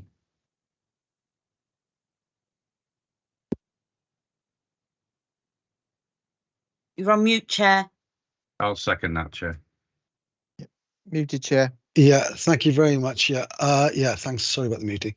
I was saying thank you to Councillor Johnson, and I note Councillor Williams has seconded. There are a number of people who have yet to speak who have their hands up. I will call on them in order. Councillor Perks. Oh, thank you, Chair. I was just going to say that I know that sort of other affordable housing has been built in other rural areas within the Vale that seem out of the way, but have been successfully occupied by people who were looking for affordable housing in those areas. And I just think that this, if there's 23 people who are looking for affordable housing within that area, 7 properties is an actual godsend for us. Also, as Councillor Johnson mentioned, it's a brownfield site, so it would be redeveloped, could be redeveloped into something else. I think having actual affordable houses built there is a positive. And yes, I was quite surprised at how they would, in some ways, talking down the village, and I'm sure it's not like that at all. I wasn't able to go today, but I'm sure it's an absolutely beautiful place and part of the Vale to live. So I think we should be building these affordable homes. So I support the recommendation. Thank you, Councillor Biggs. I can confirm, as Councillor Johnson alluded to, it is a very pretty village. Councillor Wilson. Yeah, thank you very much, Chair. I mean, I looked at a map analysis of Lisvany in relation to two principal settlements, and they're really not that far away. But also, you've got to remember that in today's world, lots of busy people order online. You know, they get their provisions, they get their services. Oh, you're breaking up, Mark. So really, you know, you say sorry? We missed a lot of the last. I can hear you. You can't hear me. We missed a lot of the last few seconds. You broke up. Can you take your camera off? Yeah, I'm just saying see if that'll improve it's in a bandwidth. settlement which is very near two principal settlements, Claret Major and Cowbridge. That's one point I'm going to make. Secondly, a lot of people get deliveries now of shopping and other services to make their lives more viable and more bearable in some ways. So they're slightly less dependent on public transport than they were. And also the fact that you're attracting people that are going to use more public transport will make public transport more viable. So in some ways, I think you attract more services. I mean, there is other places available to eat in the village as well. I've just seen that. That's clearly, you know, some way to make it more viable. I apologise for not making a site visit. However, as you know, I was involved in cabinet duties this morning and earlier this afternoon. And that's something that we could look at going forward in terms of planning committee and investment site meetings, because that doesn't have to be on the same day. And I will make that point to you now. So clearly, you know, I think certainly I really support this. There's a huge need for housing in rural locations. There is a big need for it. It will make the village more viable as a place to live and enjoy and to even work in. So I'm happy to support the officer's recommendation here. Thank you, Councillor Wilson. Councillor Perry. You haven't spoken yet. Ian? Where am I? Oh, hang on. I've been sitting here quiet listening to you all. Yeah, just a few things here. One thing of interest is I believe this planning committee potentially will be looking at a new farmyard that's been built elsewhere with people objecting to it. And yet here we're going to lose a farmyard, which I think people would like to see kept as a farmyard. So yeah, we're destroying one farmyard and then replacing greenfields with a new farmyard somewhere else. So say this is brownfield land. Really, if you're moving the farmyard somewhere else, perhaps a different part of the Vale maybe, but if you're building new farmyards on green land and then saying the old farmyard is brown land, then nothing's green land really, because you can just keep moving things around. So that should just be kind of thought about. In terms of surface area and compaction, I imagine what's under the concrete is rather compacted. So even if you remove the concrete, the drainage won't be particularly good. I personally wouldn't use a 2-hour bus service, and I wouldn't walk the 30 minutes up the horrible road to the A48. So it's very much a car dependent situation. And I do have residents who would like to self-build in similar settlements in my own ward, and I've been told no. So had this been a single dwelling self-build, the planning officers would be saying no, but because it's affordable housing, they are saying yes. The actual design of what's been proposed, if it say we agree with the location, the washing lines are under the trees and they are far away from the actual dwellings. So that's not exactly practical. So we are building things that aren't practical. It's a shame that they haven't got, you know, resources, a communal wash house. That's sustainability. So when we talk about sustainability, this ain't it. The parking areas seem a bit tight. The turning area will be used for parking. It's obvious that's what happens. The bin store is nowhere near the refuge collection point. That's a bit odd. Why don't you store your bins next to where they'll be collected? Materials is subjective. On balance, I think I won't be supporting officers, and I think there's a lack of consistency in planning when you can't build one home, self-build, which is cheaper than buying from a developer, and effectively in some ways affordable, but it's only one. But if you're a developer and want to build 7, 8, 9 on the same plot of land, yes, you can. I think that's something the our LDP needs to address. Thank you, Councillor Perry. I see no new hands up. In that case, we have 3 people who've already spoken. If you could be brief, please. Councillor Cave first. Thank you, Chair. Yes, I will be very brief. First of all, I think there's a lot to be said for councillors that go and do site visits, and very few people made a site visit today. I think it's very easy to jettison into an area and look at an area and believe that it's a beautiful place to live. I can assure you, you have received as a committee over 180 reasons and people, reasons why this application is flawed. And, you know, as we already know, there's not 180 people living in the village. So you can see this particular application has already collected together a lot of people living in the rural vale that think that it's wrong. I know that Councillor Johnson came by bus because I stood at the bus stop with him, and the cars that speeded by on the other side of the road, there's not even a shelter. You're literally standing in the middle of the road. So to say it's sustainable, I think is wrong. And I think to say that all of those objections that you can jettison in as a council member and think that it's all hunky-dory, it really isn't. But the most important thing for committee is the only reason that we can pass this. And the only reason we can pass this is if we as a committee believe there is exceptional, and I underscore the word exceptional local need. There is no exceptional local need. We have been told by the rural housing officer that only people that are on A star and above will get these properties, and that there is no one in the local area that policy will apply to because of the rapid housing policy. Our rapid housing policy have said that we're only going to give housing to those people under 40 and those that have been rehoused during COVID. So I would say we can't actually at the moment, with the rapid housing policy in place, say that we have any exceptional local need, and therefore we cannot pass this application. Thank you, Councillor Cave. That adds a whole new meaning to the word brief. Councillor Champion, perhaps you can, I'll call you in again. Could you please be brief? Yes, Chair. As I alluded to in my previous statement, we've sort of kept reducing down the number of houses, and there isn't enough amenity space, so they're giving some money to a park that's down the road. I just wonder, all this opposition, if I know you would need to get as many houses on there as possible, but I still think it's overdeveloped.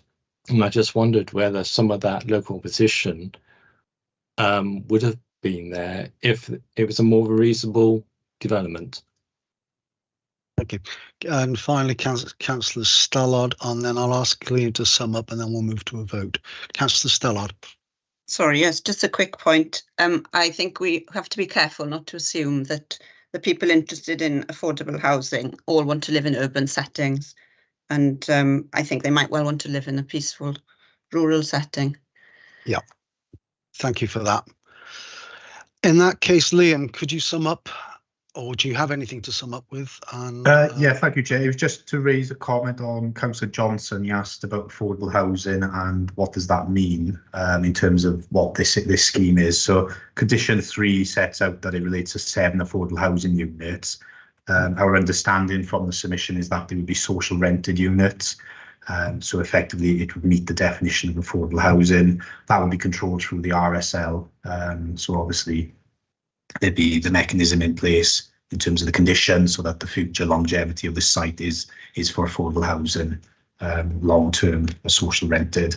Note all the comments and the objections, and also note Councillor Staller's reference to, is there exceptional local need? Well, if you look at the wording of the policy, the word exceptional doesn't actually come into play. It effectively says the proposal meets an identified local need. That identified local need has been established in terms of the housing applied to this application in the ward of Llandau. So from a planning perspective, we don't have have a ground to refuse on that aspect. But thank you, Chair. That wasn't me, Councillor by the way. Stallard. No, that was. I think Sorry, that was Councillor sorry. Cave. Councillor Cave. Sorry, my apologies. Yeah. Okay. In that case, I propose we move to the vote now. Mark, if you would take us through that, please. Yeah, of course, Chair. We'll be voting on officers' recommendations in terms of that for this application. So it'll be for or against, or obviously if members want to abstain. If you're happy, Chair, I will start to go through the list of members of the committee. Chairman, before you take the vote, can you take an alternative vote? And that is that the application be disapproved. No, we have a motion before us that's been moved and Yes. seconded. We need to vote on that before we do anything else. If that passes, then no. We don't need to have another motion that says the exact opposite. This is enough. Okay. I'm not entirely sure about that, but I'll be guided by you, Chairman. I'm pretty sure. In that case, Mark, if you could take us through, if you are for officers' recommendations, which are to approve, or against officers' recommendations. Okay, thank you, Chair. I'll just go through the list of members now. First member is Councillor Bruce. Against officers' recommendations. Okay, thank you, Councillor. Councillor Ian Buckley. In light of need of social housing for the Vale, I'm going to vote in favour. Okay, for them. Okay, thank you, Councillor. Councillor Cave. Against. Thank you, Councillor Cave. Councillor Champion. Against the current scheme, against the officers' recommendations. Thank you, Councillor. Councillor Cowp. For. Okay, thank you, Councillor Cowp. Councillor Drake. For. Lovely, thank you, Councillor. Councillor Ernest. Against. Thank you, Councillor Ernest. Councillor Gilligan. For recommendation. Thank you, Councillor. Councillor Hodges. For. Thank you, Councillor Hodges. Councillor Johnson. Obliged. For. Thank you, Councillor. Councillor Payne. Councillor Payne, I don't think is with us. Okay, I will go on then. In fact, I think we can probably take her apology. She sent a blanket apology. There's okay. A few, yeah. Okay, thanks, Councillor. So on to Councillor Perks. For. Thank you, Councillor. Councillor Perry. Against. Thank you, Councillor. Councillor Stallard. Obliged. For. Thank you, Councillor Stallard. You next, Chair. I'm for. Thank you, Councillor. Councillor Williams. For. Thank you, Councillor. And finally, Councillor Wilson. For. Okay, thank you, For. Councillor. Yeah, I've got that, Councillor. Thank you. So I tally it, Chair. 11 for officers' recommendations and 5 against. That's my count as well. Thank you. Thank you for that, Mark. Okay. Thank you for that committee. Moving on, then we have we're on to 11 Dufflin Close, which again we have a speaker on. Who's, I think, Steve, you're presenting this, aren't you? Steve Baker. Thank you, Chairman. Yeah, thank you very much. So Liam, just hopefully find the correct page. Give a second.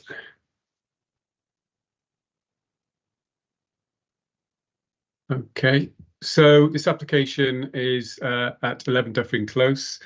So the application's site itself, you can just about see it in the bottom corner, edged in red. It's located in Dufflin Close in the southern part of the settlement of St Nicholas. The site itself, as with all of the dwellings in the close, are classified as county treasures, and they're also positive buildings which fall within the St Nicholas conservation area.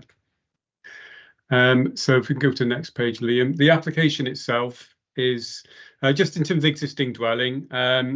Members will note that these are very attractive, kind of very early post-war rural district housing, which of which there are a number of groups in the Vale Villages. This is a particularly attractive group, and particularly in relation to the kind of semi-detached layout and symmetrical layout of the close, and also the window detailing and the coin detailing. So they're quite simply they're quite simple layout, but you know, in terms of their kind of general character and appearance, you know, we think they're very important, hence why we've given them a sort of designation as county treasure. So they're not listed, but from a Vale's perspective, they're locally important. So as you can see, we've got an existing semi-detached dwelling. So the wing on the left-hand side, the single-storey wing, that is proposed to be demolished as part of the proposal. And on the next page, we can see the proposal itself.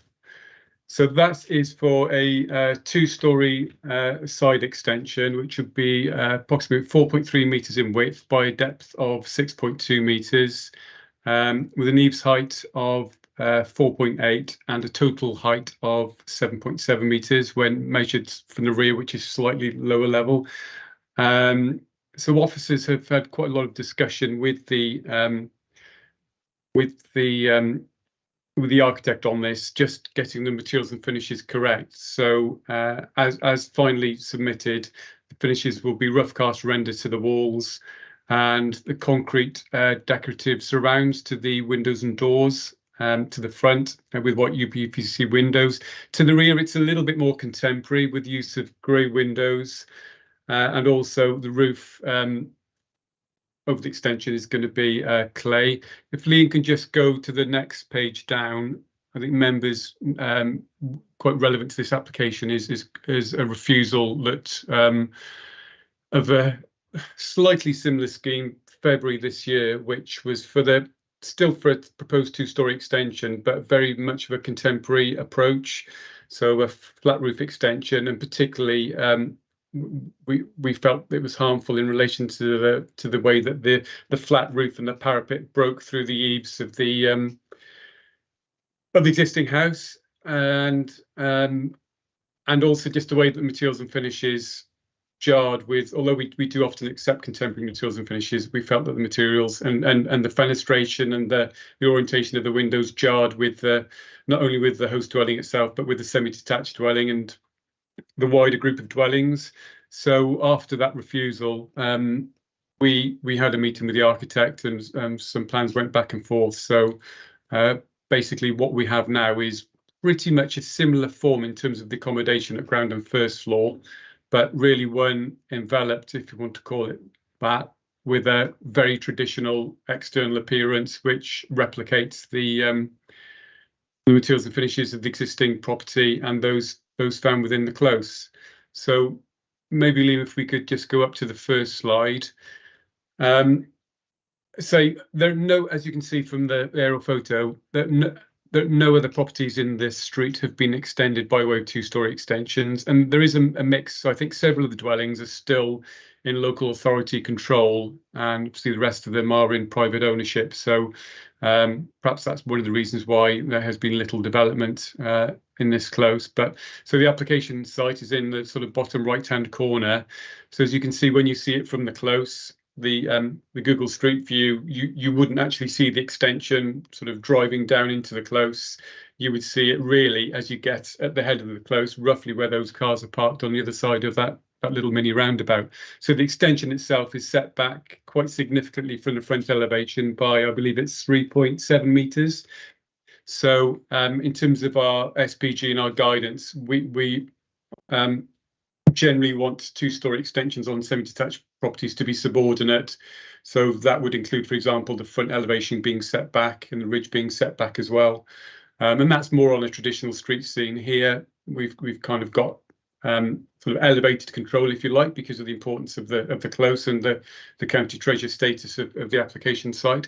Hence why, if members could look at the condition, we would ask for an extension such as this to just have materials and finishes to match, but we feel that we really want the control of exactly what that rough cast render will look like, how those coins will be constructed around the window, and particularly the roof materials as well. Members may recall some about three applications came, I think it was either last year or the year before last, to retain the roof materials. So we are, as officers, very sensitive to the changes that are happening in the conservation area, particularly on properties that are county treasures.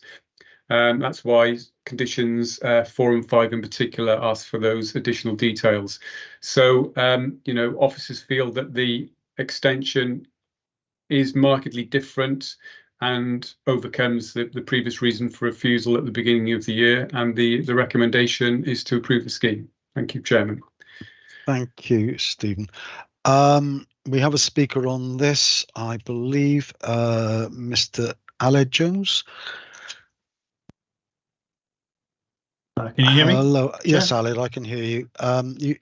You heard the rules for the previous application, so you have 3 minutes and you'll be warned with a minute to go. Absolutely. Thank you very much. Good evening, ladies and gentlemen, members of the Planning Committee. Many thanks for allowing me to speak to you this evening. My name is Aled Jones. I'm a director and chartered architect at Sustainable Studio Architects, and I'm speaking for this application. This application seeks a 2-storey side extension at 11 Dufferin Close, St Nicholas, which has been recommended for approval. The property is not a listed building, and the site falls within the conservation area of St Nicholas and is a designated character area. Together with the applicant, we engaged in a pre-application in April 2022. This was undertaken with the council's conservation officer at the time and included an on-site meeting so that proposals could be discussed on-site.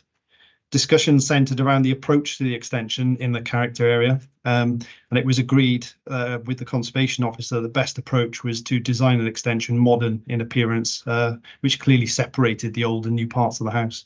This is a common approach in an historic setting and was agreed as an appropriate route forward, as it maintains the readability of architecture.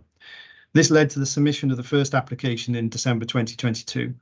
Unfortunately, the Conservation Officer has since left the Council and the application was refused in February 2023 with the feedback that the approach agreed at pre-application was not appropriate. Subsequent discussions with the Council Planning Department about the revised approach led to the submission of the current application in April 2023 that we're discussing here today. The revised design seeks a different approach to the previously refused application. The design considers a more traditional approach, which is more characteristic and in keeping with the existing house in terms of its scale, proportion and detailing, such that the proposed extension would appear to have been constructed at the same time as the original dwelling. The wash house located to the side of the main dwelling and proposed to be demolished as part of this application takes the form of an annex and does not provide a particularly usable room. The wash house contains small windows and is disproportionately long and thin in shape. The finished floor level of the wash house is lower than the main house, and in building up the level to match the small windows would be low in the room. Existing houses already constructed often need to be adapted by new owners, both internally and externally, to adjust the balance of open living plan spaces to provide better connectivity to gardens and creating larger open plan kitchen spaces more appropriate with modern family life.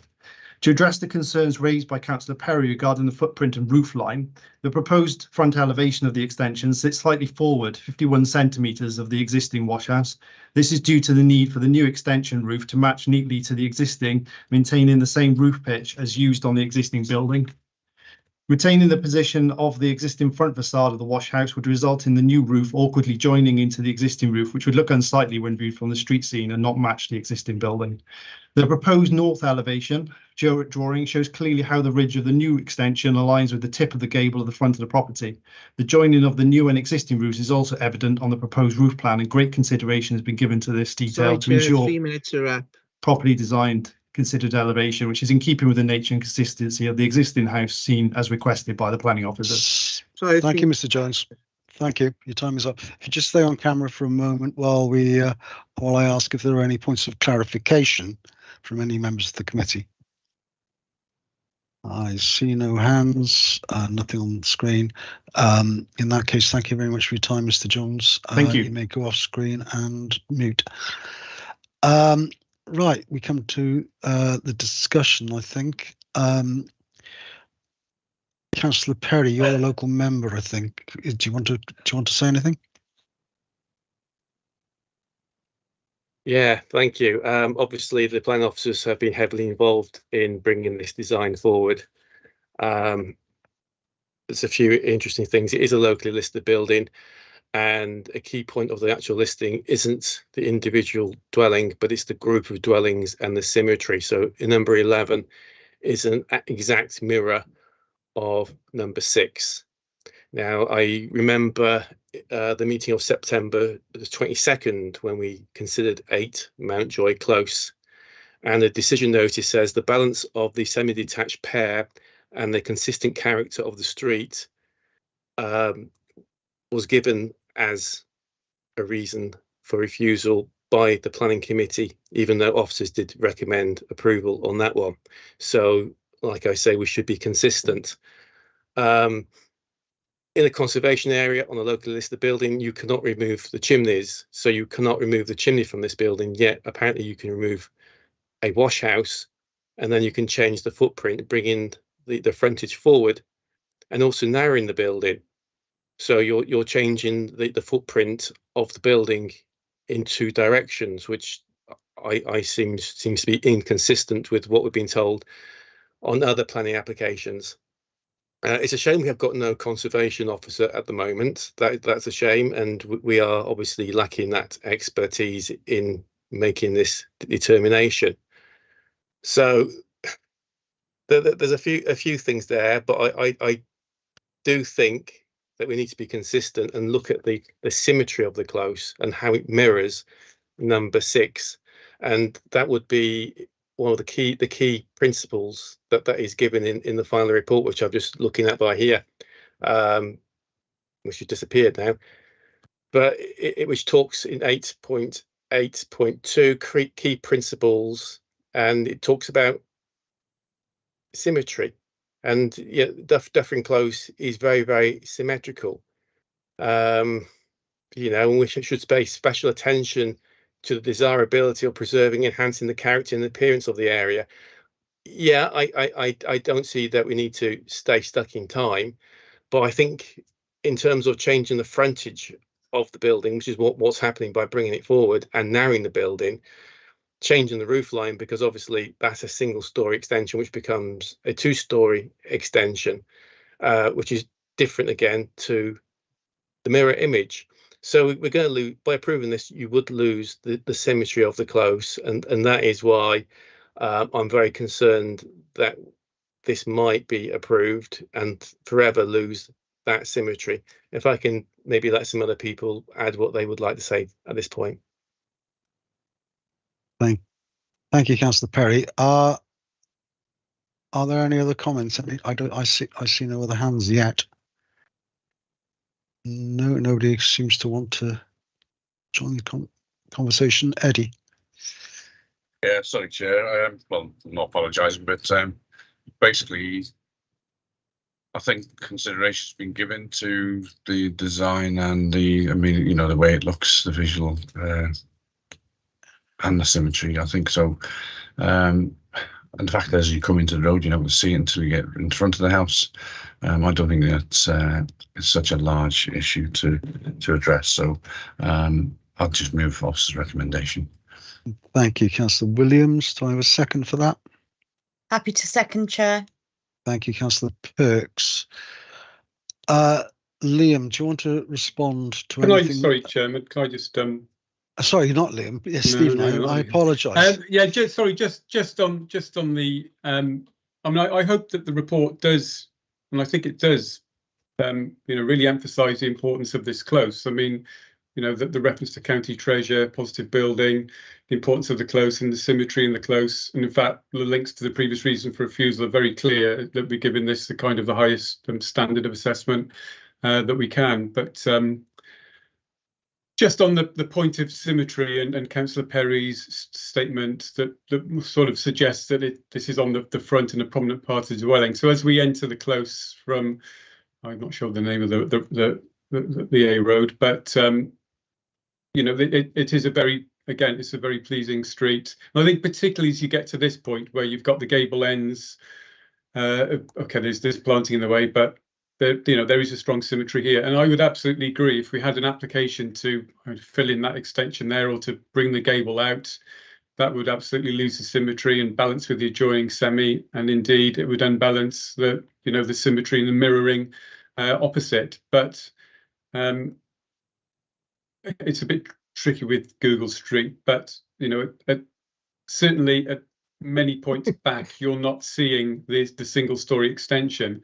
And I know the new extension is slightly forward of that, and I believe it's slightly wider, but we're really only talking about when we get right, pretty much at the head of the close, that you'll start to see this extension. I mean, as I said as we say in report, it is 3.7 meters back. So there may be a point if it was marginally set back, but I really don't think we would have accepted it if it's marginally set back.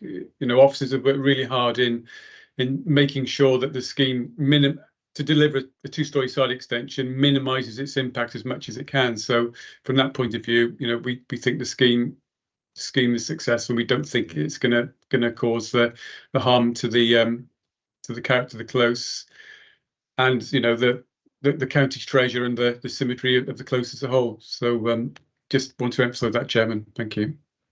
Thank you very much, Steve. Sorry, I miscalled you at the start. Okay. Ian, Ian Perry, you've got your hand up again. Is this a new point? No, not really. I think it's just a legacy hand. But yeah, I am surprised that we're changing the footprint inwards and forwards. Yeah, it's a legacy hand. Okay, thank you very much. In that case, there being no other hands and nobody else wanting to speak, apart from Councillor Perry, who I has indicated that he's opposed to this. Am I assuming correctly, Ian?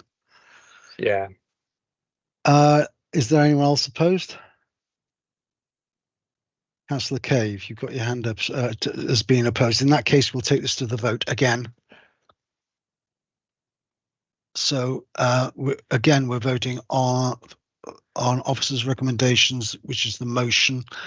We are voting for officers' recommendations. You can vote for. If you're against officers' recommendations, which is to approve, you'll vote against. Mark. Okay, bear with me, Chair. I'm just getting a new list up. Open this up. Bear with me a sec. See, that's why I use pen and paper. Apologies. Yeah, it's just coming up now. Bear with me a second. Okay. Right. Okay. Obviously, as the chair said already, we're voting for or against officers' recommendations regarding this application. I will start firstly with Councillor Bruce. Against. Okay, thank you very much, Councillor Bruce. Go on then to Councillor Ian Buckley. For. Sorry, can I just double check, Councillor Buckley, that was for? For, yeah, sorry. Okay, so thank you. Need some lozenges, Ian. The next member is Councillor Cave. Against. Thank you, Councillor Cave. Councillor Champion. For the recommendation. Okay, just to confirm, that's for the recommendation. Yes, sorry, for the recommendation. Lovely, thank you, Councillor. Councillor Cope. For the recommendation. Lovely, thanks, Councillor. Councillor Drake. For the recommendation. Councillor Ernest. For the recommendation. Thank you, Councillor. Councillor Gilligan. For the recommendation. Councillor Hodges. For. Thank you, Councillor. Councillor Johnson. Obliged. For. Thank you, Councillor. Councillor Perks. For. Thank you, Councillor. Councillor Perry. Against. Thanks. Thank you, Councillor. Councillor Stallard. Obliged. For. Thank you, Councillor. Councillor Thomas, Chair. For. Lovely. Thank you, Councillor. Councillor Williams. For the recommendation. And finally, Councillor Wilson. For the recommendations. Okay. Committee, we've got 13 votes for with 3 against. That's my count as well. Thank you very much, committee, for that. We have one more matter on the agenda, and that's 2023/00740/FUL 16 Hela Fernandez, Dinas Powys. And I think this one's you again, Steve. It is, that's correct, Chairman. Thank you. I'm happy to share. Liam, do you want me to share? I don't mind. Sharing. I've got it, Steve. I've got it up here. So. Okay, thanks for that.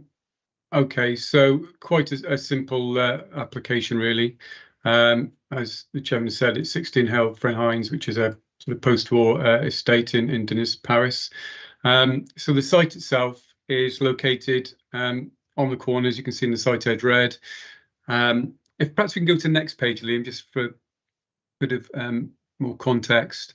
So the site itself, again, it's a semi-detached dwelling, which incidentally has been extended to the side.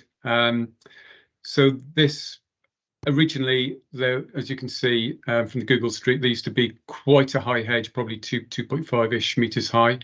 That hedge has, we believe, recently been removed, and a fence has been erected in its place. If we go to the image further up, so that the fence really has replaced the line of the hedge. The fence itself is, we believe, 1.9 meters in height, and the fence extends to approximately just under about 14 meters in length. As you can see, part of it's been painted grey, but the rest of it remains unpainted. So members have seen quite a few of these fences over the years brought before them, and it's often the same issue that whilst there are many fences that we can all sort of see from, particularly from our own houses, the fences that are brought before you are all fences that are particularly prominent. And in this instance, Hela Fernandez is the sort of internal spine road of the estate. And when you're driving down that road, you will see the fence, or particularly when you're coming back out of the road, because the fence has got that kind of southerly aspect. We officers feel that such a length of fence is kind of very, very imposing. What we've looked at, if you just go on some of the next page, Liam, the street view and the photos in the reports show that the typical of 1960s, 70s frontages is the majority of them are open, and where they are enclosed, we're talking low-level hedges and planting. There are some houses, for example, this house and the house on the corner of Drickler further up, which side on to the roads would have, for example, a brick wall and with a herringbone detail. But those are the only, other than the kind of open enclosures, the only real other high enclosures are the original brick walls in the estate. So, say as officers, as we've gone through the report, we feel that we can't do anything. Obviously, we can't do anything about the removal of the hedge, and we believe from correspondence that the council's own highway authority wrote to the applicants advising them to trim the hedge back, presumably because it was, obviously overgrown over the footway, causing an obstruction to the footway and possibly obstruction to the forward visibility of vehicles coming around that bend. So see, that doesn't mean just because the hedge has to be cut back that it necessarily has to be cut down, and then that a fence of that location and siting and height has to be erected. So our enforcement team have been involved with this application, and the applicants were advised when we first noted the erection of the fence to set it back or to cut it down. So they were given the option to do that. I believe that they didn't want to do that. So what's been submitted has been an attempt to retain the fence as constructed. As the report says, we don't feel that just simply painting it grey or dark brown or green would overcome the impact of this sort of 14-metre section of fence, particularly on this prominent junction. So the recommendation is to refuse the application, and it's a dual recommendation also to seek authorization to undertake enforcement action, to serve an enforcement notice, and that would be to remove the fence and resulting materials from the land, or to reduce the fence to a height of no greater than 1 metre above ground level. So just for members' information, 1 metre is the height where a fence could be built adjacent to a highway without the need of planning permission. So that could be done. So that's the fallback position, in a sense, from our point of view, is a 1 metre high fence. Members may note, and it may come up in the discussion, that a house further along on the junction with Drickler, a very similar relationship to this house, have also recently taken their hedge down, and I think there might have been a wall behind that, but they've also erected a fence. So the other fence that might be comparable in terms of the character of the area is one that is unauthorised, and one which we currently have an application in also to retain. So that's currently at somewhat earlier stages in this application. So just to summarise, recommendation is to remove and to seek enforcement action. Thank you, Chairman. Thank you, Stephen. We have a speaker on this. Sorry, Chairman. Could I just add, we did have a matters arising note on it, which was an objection from a member of the public raising concern about the impact on visibility when driving around the junction as a result of the fence. Yeah. So the matters arising was a member of the public who opposes this application and supports officers' recommendations. Right. In that case, we come on to our public speaker, who I believe is Ms. Sally Davis. Hello, can you hear me? I can. Before you start, Steve, do you want to take down the slides? Sorry, Liam's share. I think Liam's share. Oh, Liam then.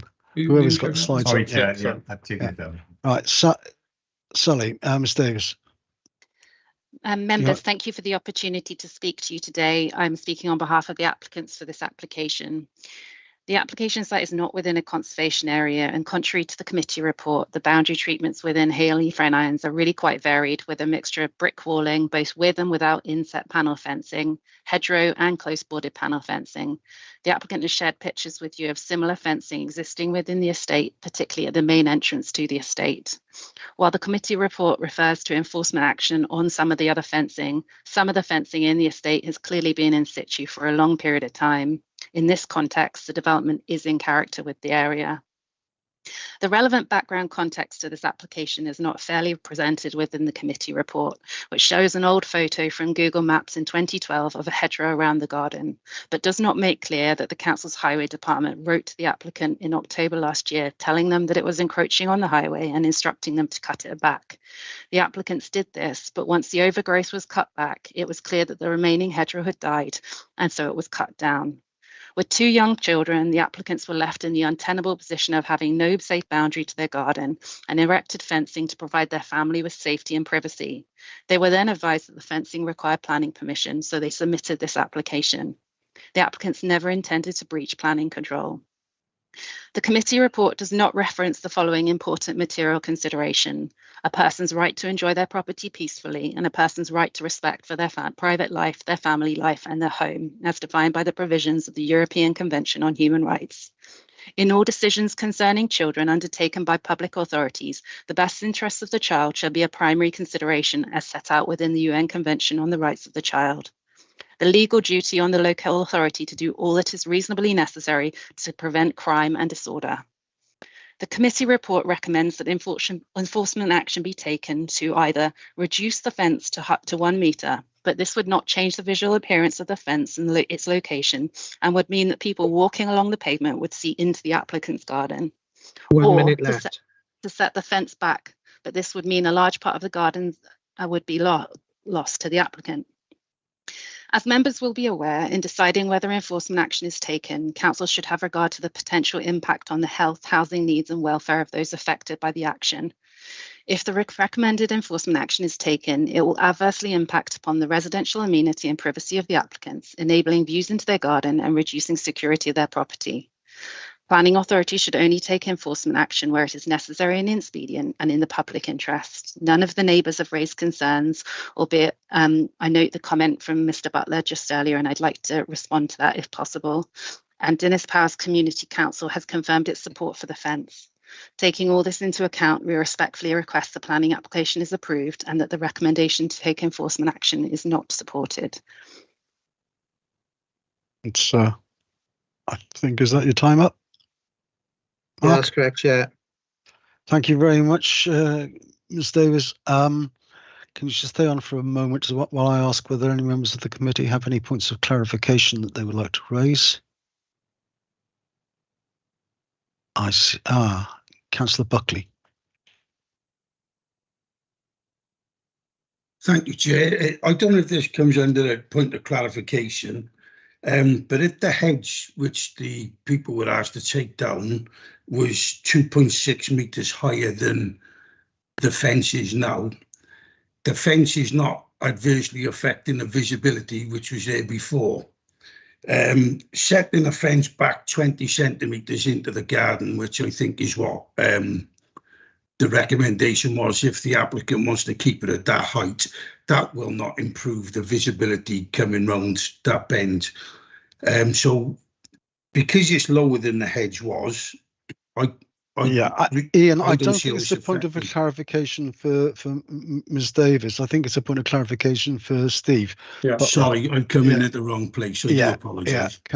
Sorry about that. Sorry, do you want to see if there's any more points of clarification for Mrs Davis? I was about to ask, Councillor Johnson, is that a point of clarification, Ms Davis?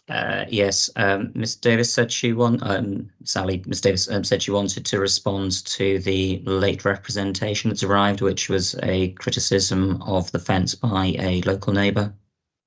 Yes, it was simply to state that if an objector was raising concerns about visibility, the previous hedgerow was higher, and so the visibility was improved by the situation, and they were not supporting the recommendation for the impact on the character and appearance of the area. They were raising a concern on a separate matter. Thank you, Ms Davis. Thank you, Councillor Johnson, for that. We now come to the opportunity for debate, unless, Liam, you have anything to respond to within. Steve. Not Ian, Stephen. Again, I keep doing Don't that. worry, it's because he's fit top left on my screen. And I know, it's fine. Don't worry. Yeah, just on the visibility and the late rep. I mean, in fairness, we've never objected to the fence impacting on visibility. To some degree, it's the visibility and the impact of the fence, but not on highway users. And sleep page 152 of the report. The Highway Authority has no objection, and I guess solely from their point of view, the removal of the hedge and its replacement with a fence would probably be a benefit, because at no point in time then is that fence ever going to grow out and obstruct visibility. So we're absolutely, there's not an objection on that point.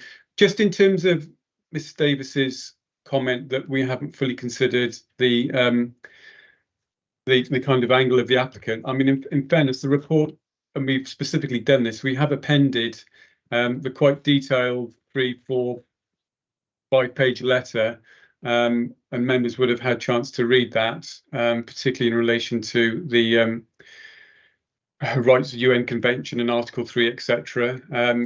As members will note in the committee report, and particularly in relation to enforcement action, we have to look at human rights implications.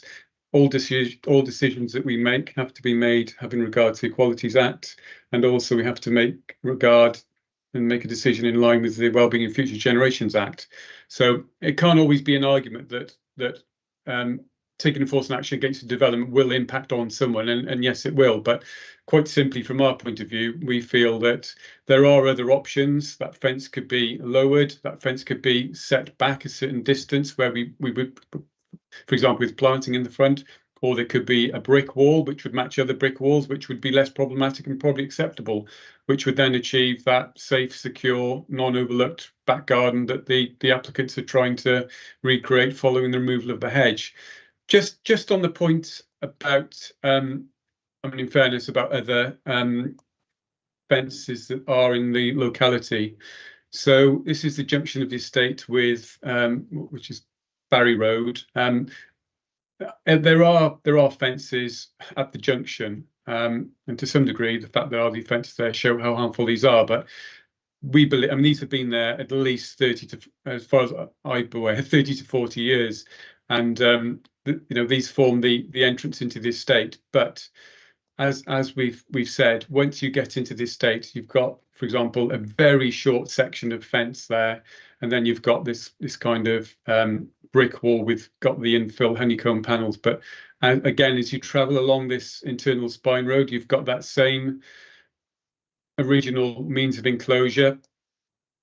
And then as you come down to this road, particularly on the corner where the application site is, you've got all open frontages, very low level brick wall, with the application site just here. So, as we've said, particularly when you're coming out and you're seeing it at this junction, I think particularly this view shows how harsh that sort of 40-metre long section of fencing really is.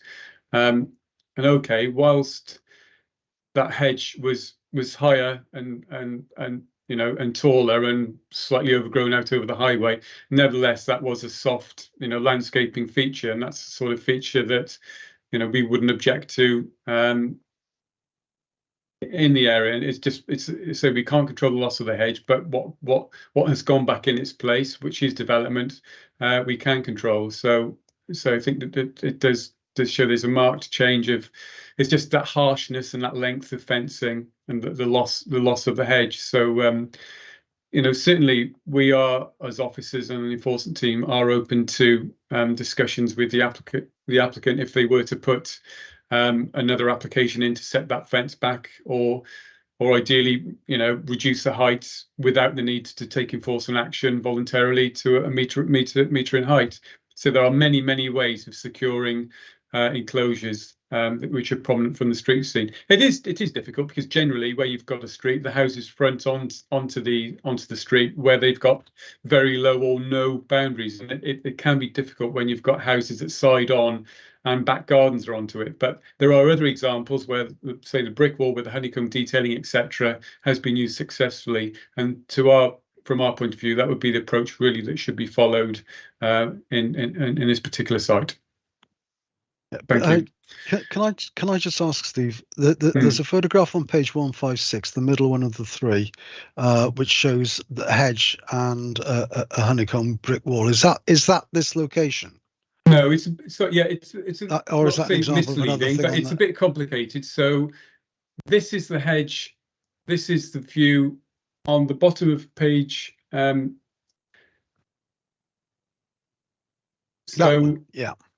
So no, the one before that. Yeah, no, this one. So what you're seeing at the bottom is the 2012 photograph. Now, a section of hedge was actually removed when this extension was built. So there was a section that wrapped around the front of the house roughly to this point. So when the extension was built and the hard surfing and the gravel was put in, that first section of hedge was removed. And if I can share the PowerPoint presentation, you can see that the hedge wraps around there, but when the extension was built, it was significantly set back. I'm not sure, I can't really tell whether a small section of fencing was erected in the interim before the larger section was put in, but you can see that obviously that hedge has over time been eroded. So again, I just emphasise to members the prominence of this junction, particularly coming out, and similarly, again, the only comparable example is the one that is currently with us, which also needs planning permission, which is the loss of that hedge and the replacement with a fence. Okay, thank you for that. I'll start bringing in speakers then. Councillor Cout, you're first. Thank you, Chair. I'm from Dinas Powys.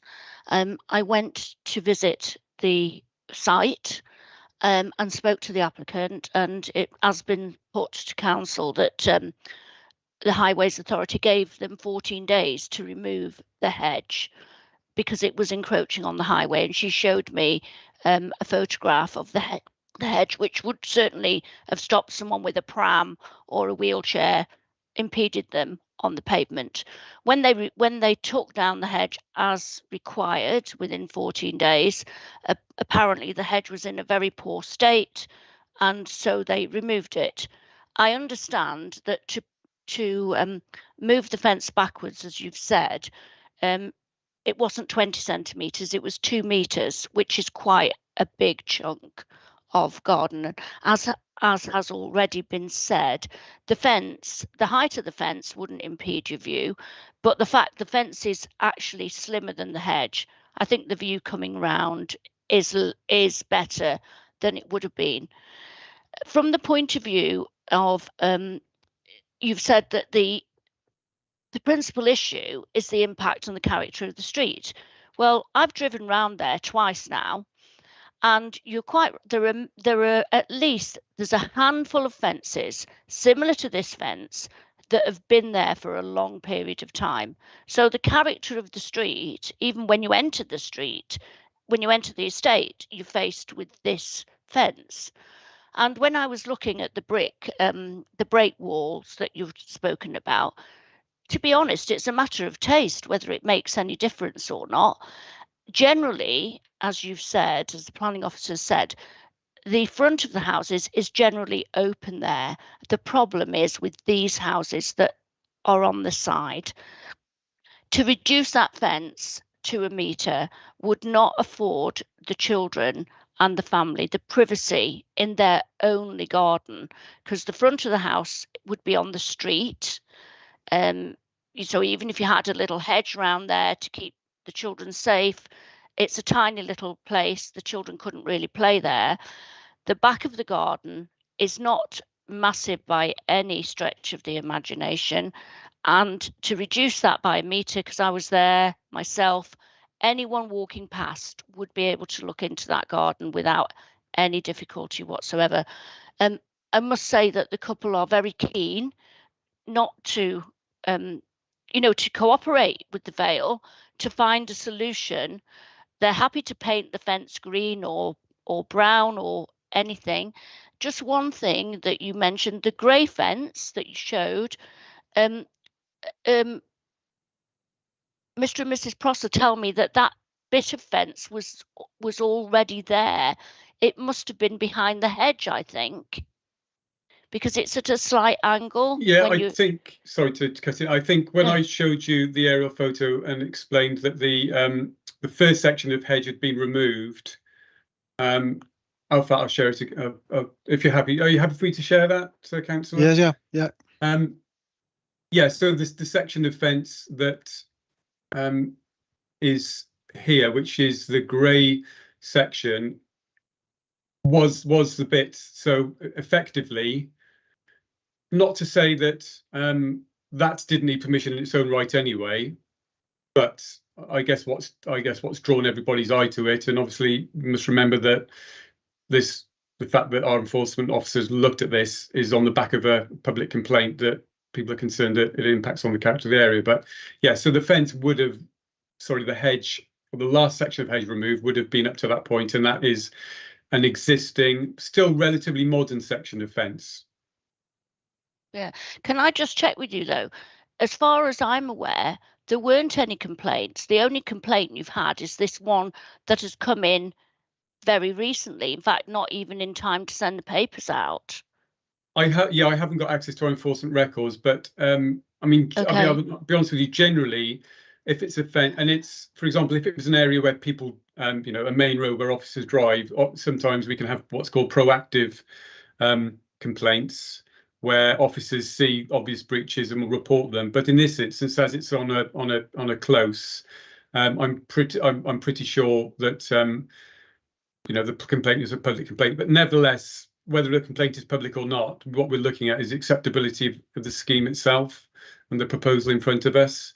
So, as I've said, and I think we've been honest about it, I can probably understand how the issues happened, that they were told to cut back the hedge. They've cut it back, and because it's a conifer hedge, you're cutting back into dead wood effectively, which is not going to grow back. So you're going to have, unfortunately, that's the problem by letting hedges grow, and particularly grow over the highway. They should be constantly maintained. But I would say that because of members can probably see the thickness of that hedge, if the fence were to be set back by what we're suggesting is 2 meters to be considered not to front the highway, then okay, it wouldn't probably be far off the amount of setback that and the usability historically of their garden. So effectively, I know the hedge is part of their garden, but they've really gained usable space by doing that, and that's obviously not dissimilar to what's happened here, where the 2-story extension, again very similar to this property, is underway, and the hedge has been removed and the fence has been erected, just to give people more usable space. But again, we just feel that it's not just a matter of fence or no fence. There are a number of versions of low-level fences, setback fences, a mix of a fence and a wall, a setback wall. There are lots of options there that we feel could be provided to secure the necessary enclosure, safety enclosure, and it's difficult, and we can, as officers, we can see how it's happened, and quite simply, let's just say to some degree, it's a quick fix of just, okay, let's just stick a fence up. Because even if there was an intent to planting would take some time to grow, but it's the fact that fence is right on the highway. I know the application description states it's 20 centimeters in, but to all intents and purposes, it's viewed as being, as you can see below, it's viewed as being adjacent to the highway. So I mean, I probably can't really add much more than that. I think the photos are very clear as to the impact that fence has. Yes, you do drive around and see fences, but you don't see them kind of on corners so often. And when you do see them on corners, they might be there, but there's something that the enforcement team would chase and are potentially unacceptable. Members might recall 6 months or a year ago, we've recommended authorization to take action against some fencing up in Landock. Similarly, that was enclosure of an open area of front garden and a very, very, very, very prominent fence. Can I ask a question, Chair? If you be quick, because we've got other speakers. Well, I'm just wondering, are we in a position here where it's enforcement or no enforcement, or is there an opportunity as the citizens are willing to discuss with the Vale? Is that not an opportunity to go out and discuss it without enforcement? There are alternative. Well, it's we need to decide whether we're going to vote for or against enforcement. But the enforcement has the proviso that acceptable alternatives can be negotiated within that. I mean, so it's not that simple. But it would. So obviously, generally, where retrospective application is going to be refused, normally it would be a delegated matter. But because enforcement authorization is required, the scheme of delegation requires member approval for that enforcement action. So they pretty much go hand in hand. But what we can't do is just refuse it, and there's a good likelihood that it could drift. And from our point of view, we've got to make sure that these developments don't become lawful over time. And it's many, many years, and it's a new fence, but things can drift and things do become lawful. So just because enforcement action is authorised doesn't necessarily mean that the enforcement team will take action immediately. What I suspect what should happen, I do hope what will happen, is that the applicants will put an amended scheme in for a revised form of boundary enclosure.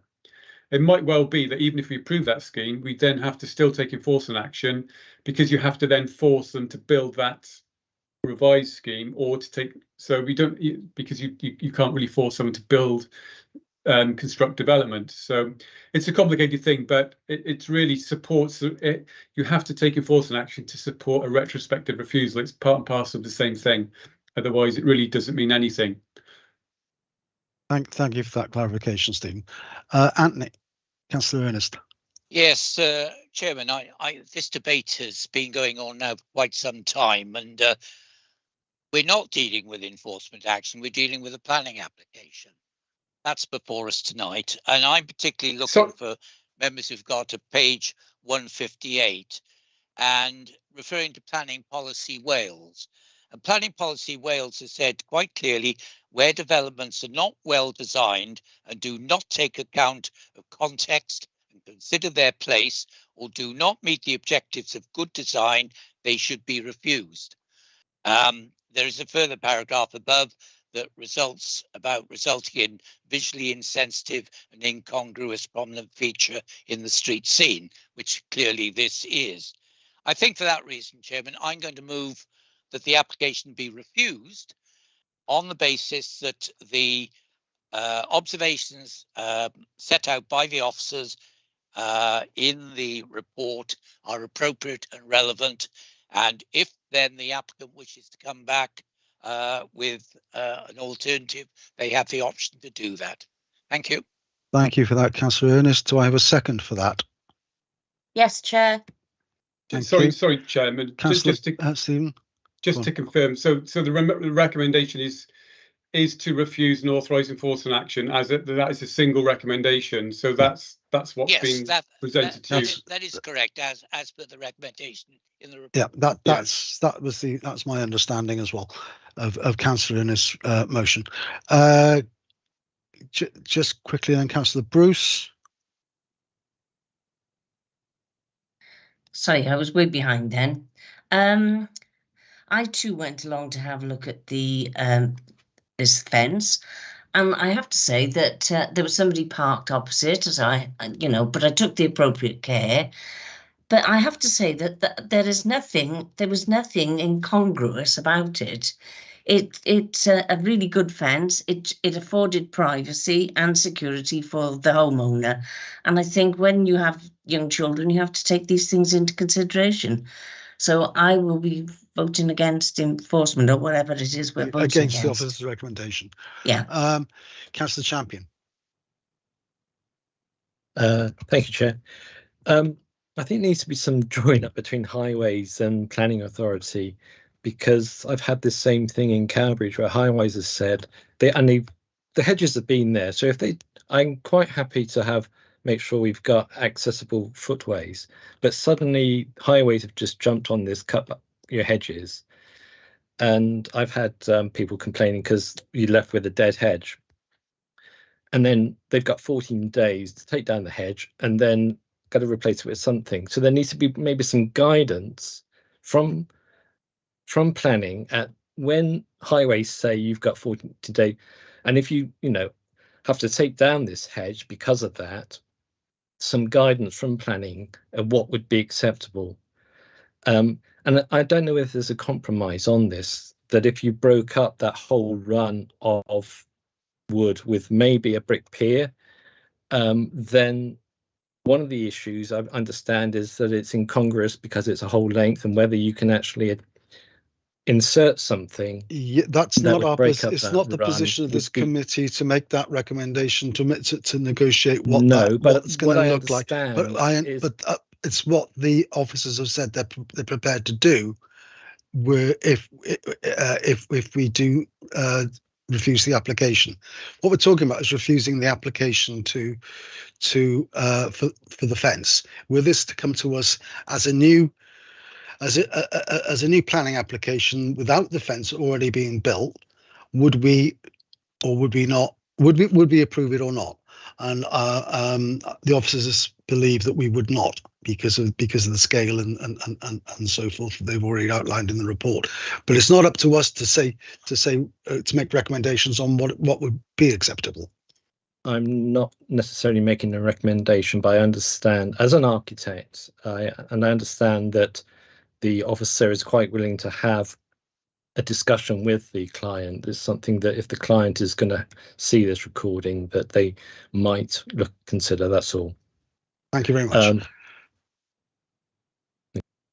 Sorry, just to pick up on Councillor Champion's point. I mean, I think it's a relevant point in relation to letters. I mean, we get similar letters, for example, from applicants who have to do works to protected trees in conservation areas or TPO trees, and they say, well, highways have said it's got to come down. So no, I certainly think some dialogue with the highway authority and the relevant officers would be good, even if it's just signposting back to us with any consents.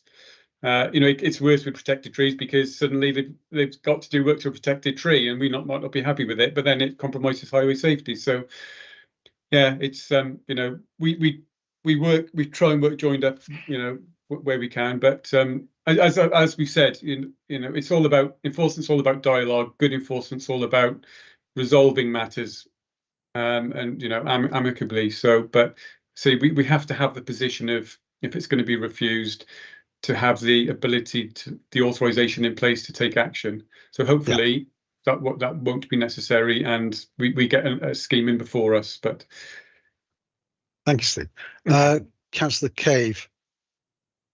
Oh, thank you. Yes, I thought Councillor Champion's suggestion of having something in place, a protocol or something like that from highways and some joined up thinking with planning would be brilliant here, because first of all, I want to say, not wishing to be facetious here, but it's a shame the applicant isn't in negotiation with a social housing provider, because they could pull down any old hedge and put anything up and nobody would really care. But moving aside from that, I want to remind committee that we did have an application during COVID for a fence in Sully, which was very similar to this. And actually, we did say that it could go to enforcement. And what happened was there was no negotiation. And I think the applicant actually appealed, and they did get permission for this fence on appeal. And it does seem to me that it is a very similar situation. It actually looks like a very similar hedge has been removed, and a very similar piece of fence has gone up. And if I remember, the previous applicant was a childminder, and it was on a stretch of road in Sully. And when that was appealed, actually it went in the applicant's favour.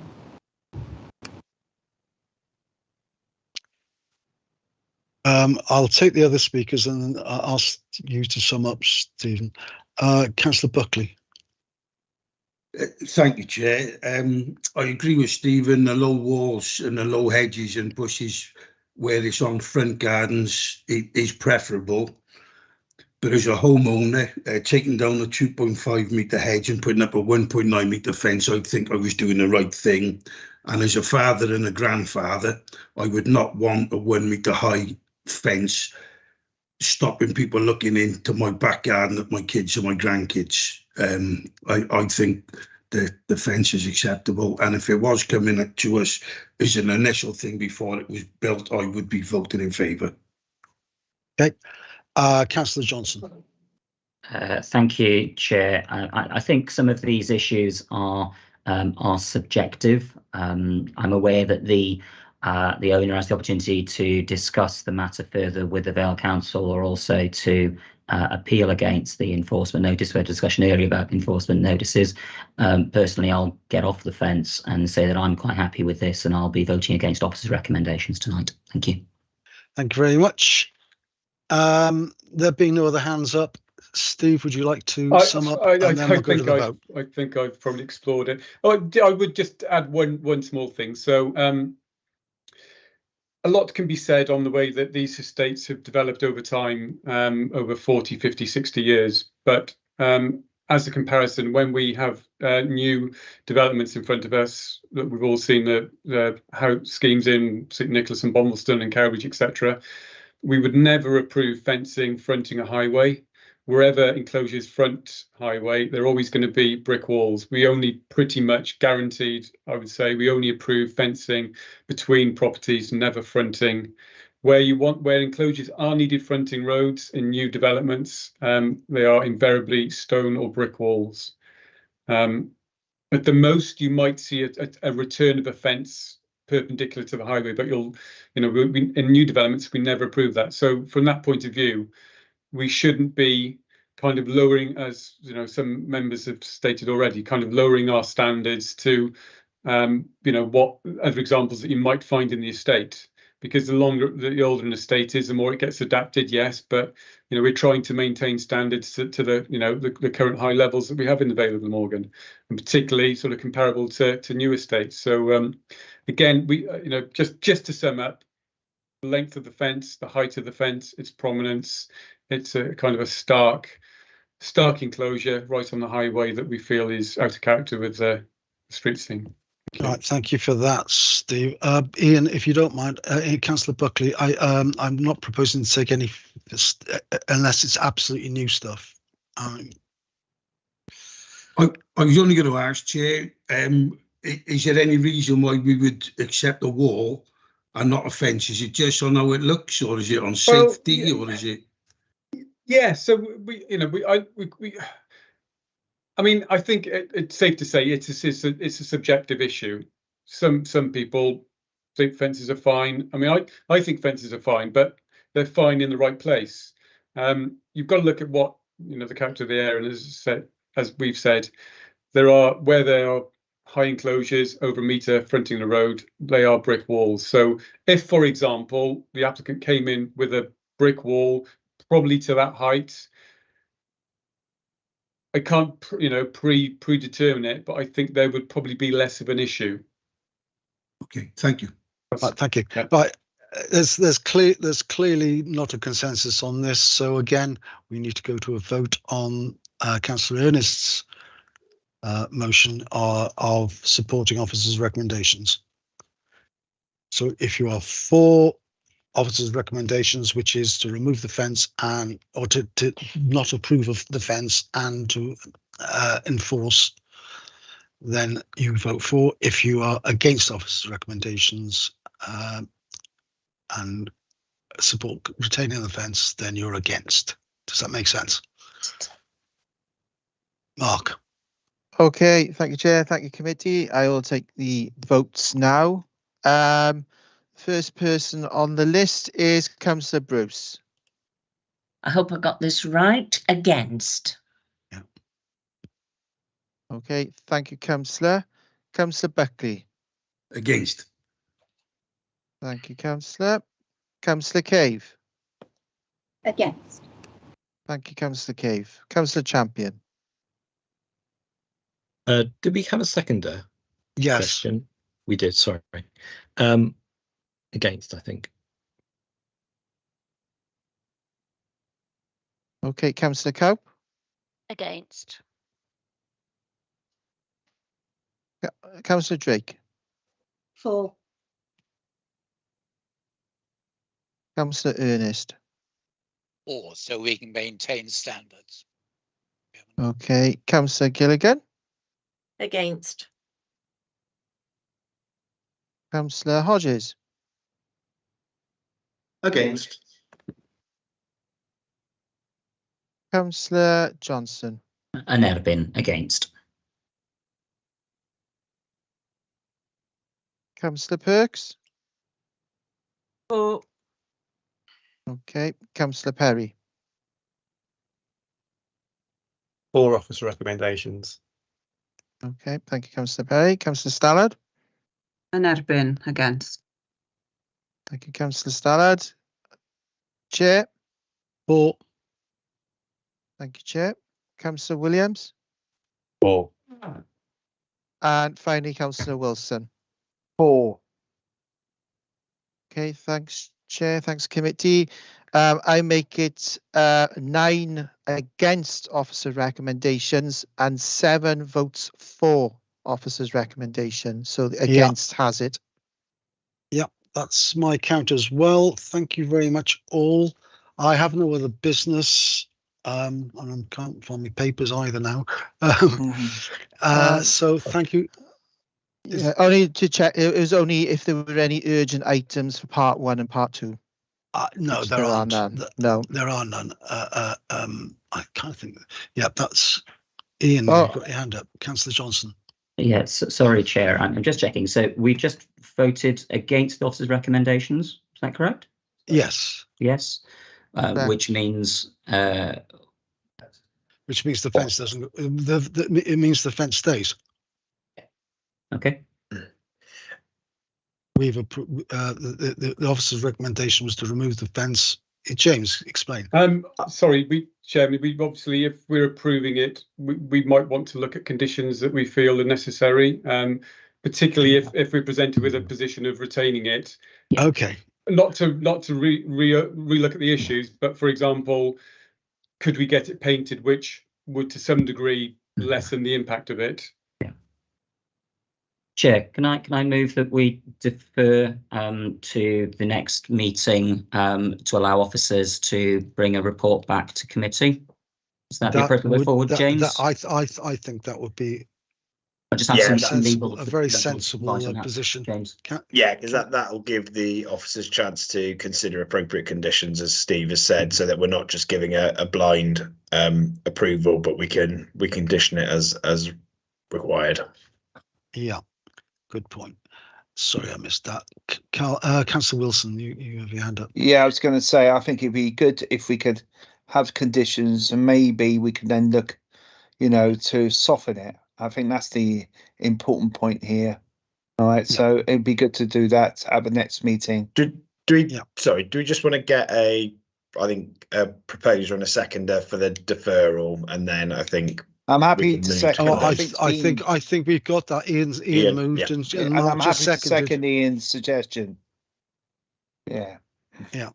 In that case, there being no. Do you want to vote on that at all, I don't think we need one. I think the consensus is that that's the sensible way forward. Thank you, Chair. I see no opposition to that. I see lots of thumbs up. In that case, there being no other business, sorry, unless someone's going to correct me again. Then have a good evening and enjoy what's left of it.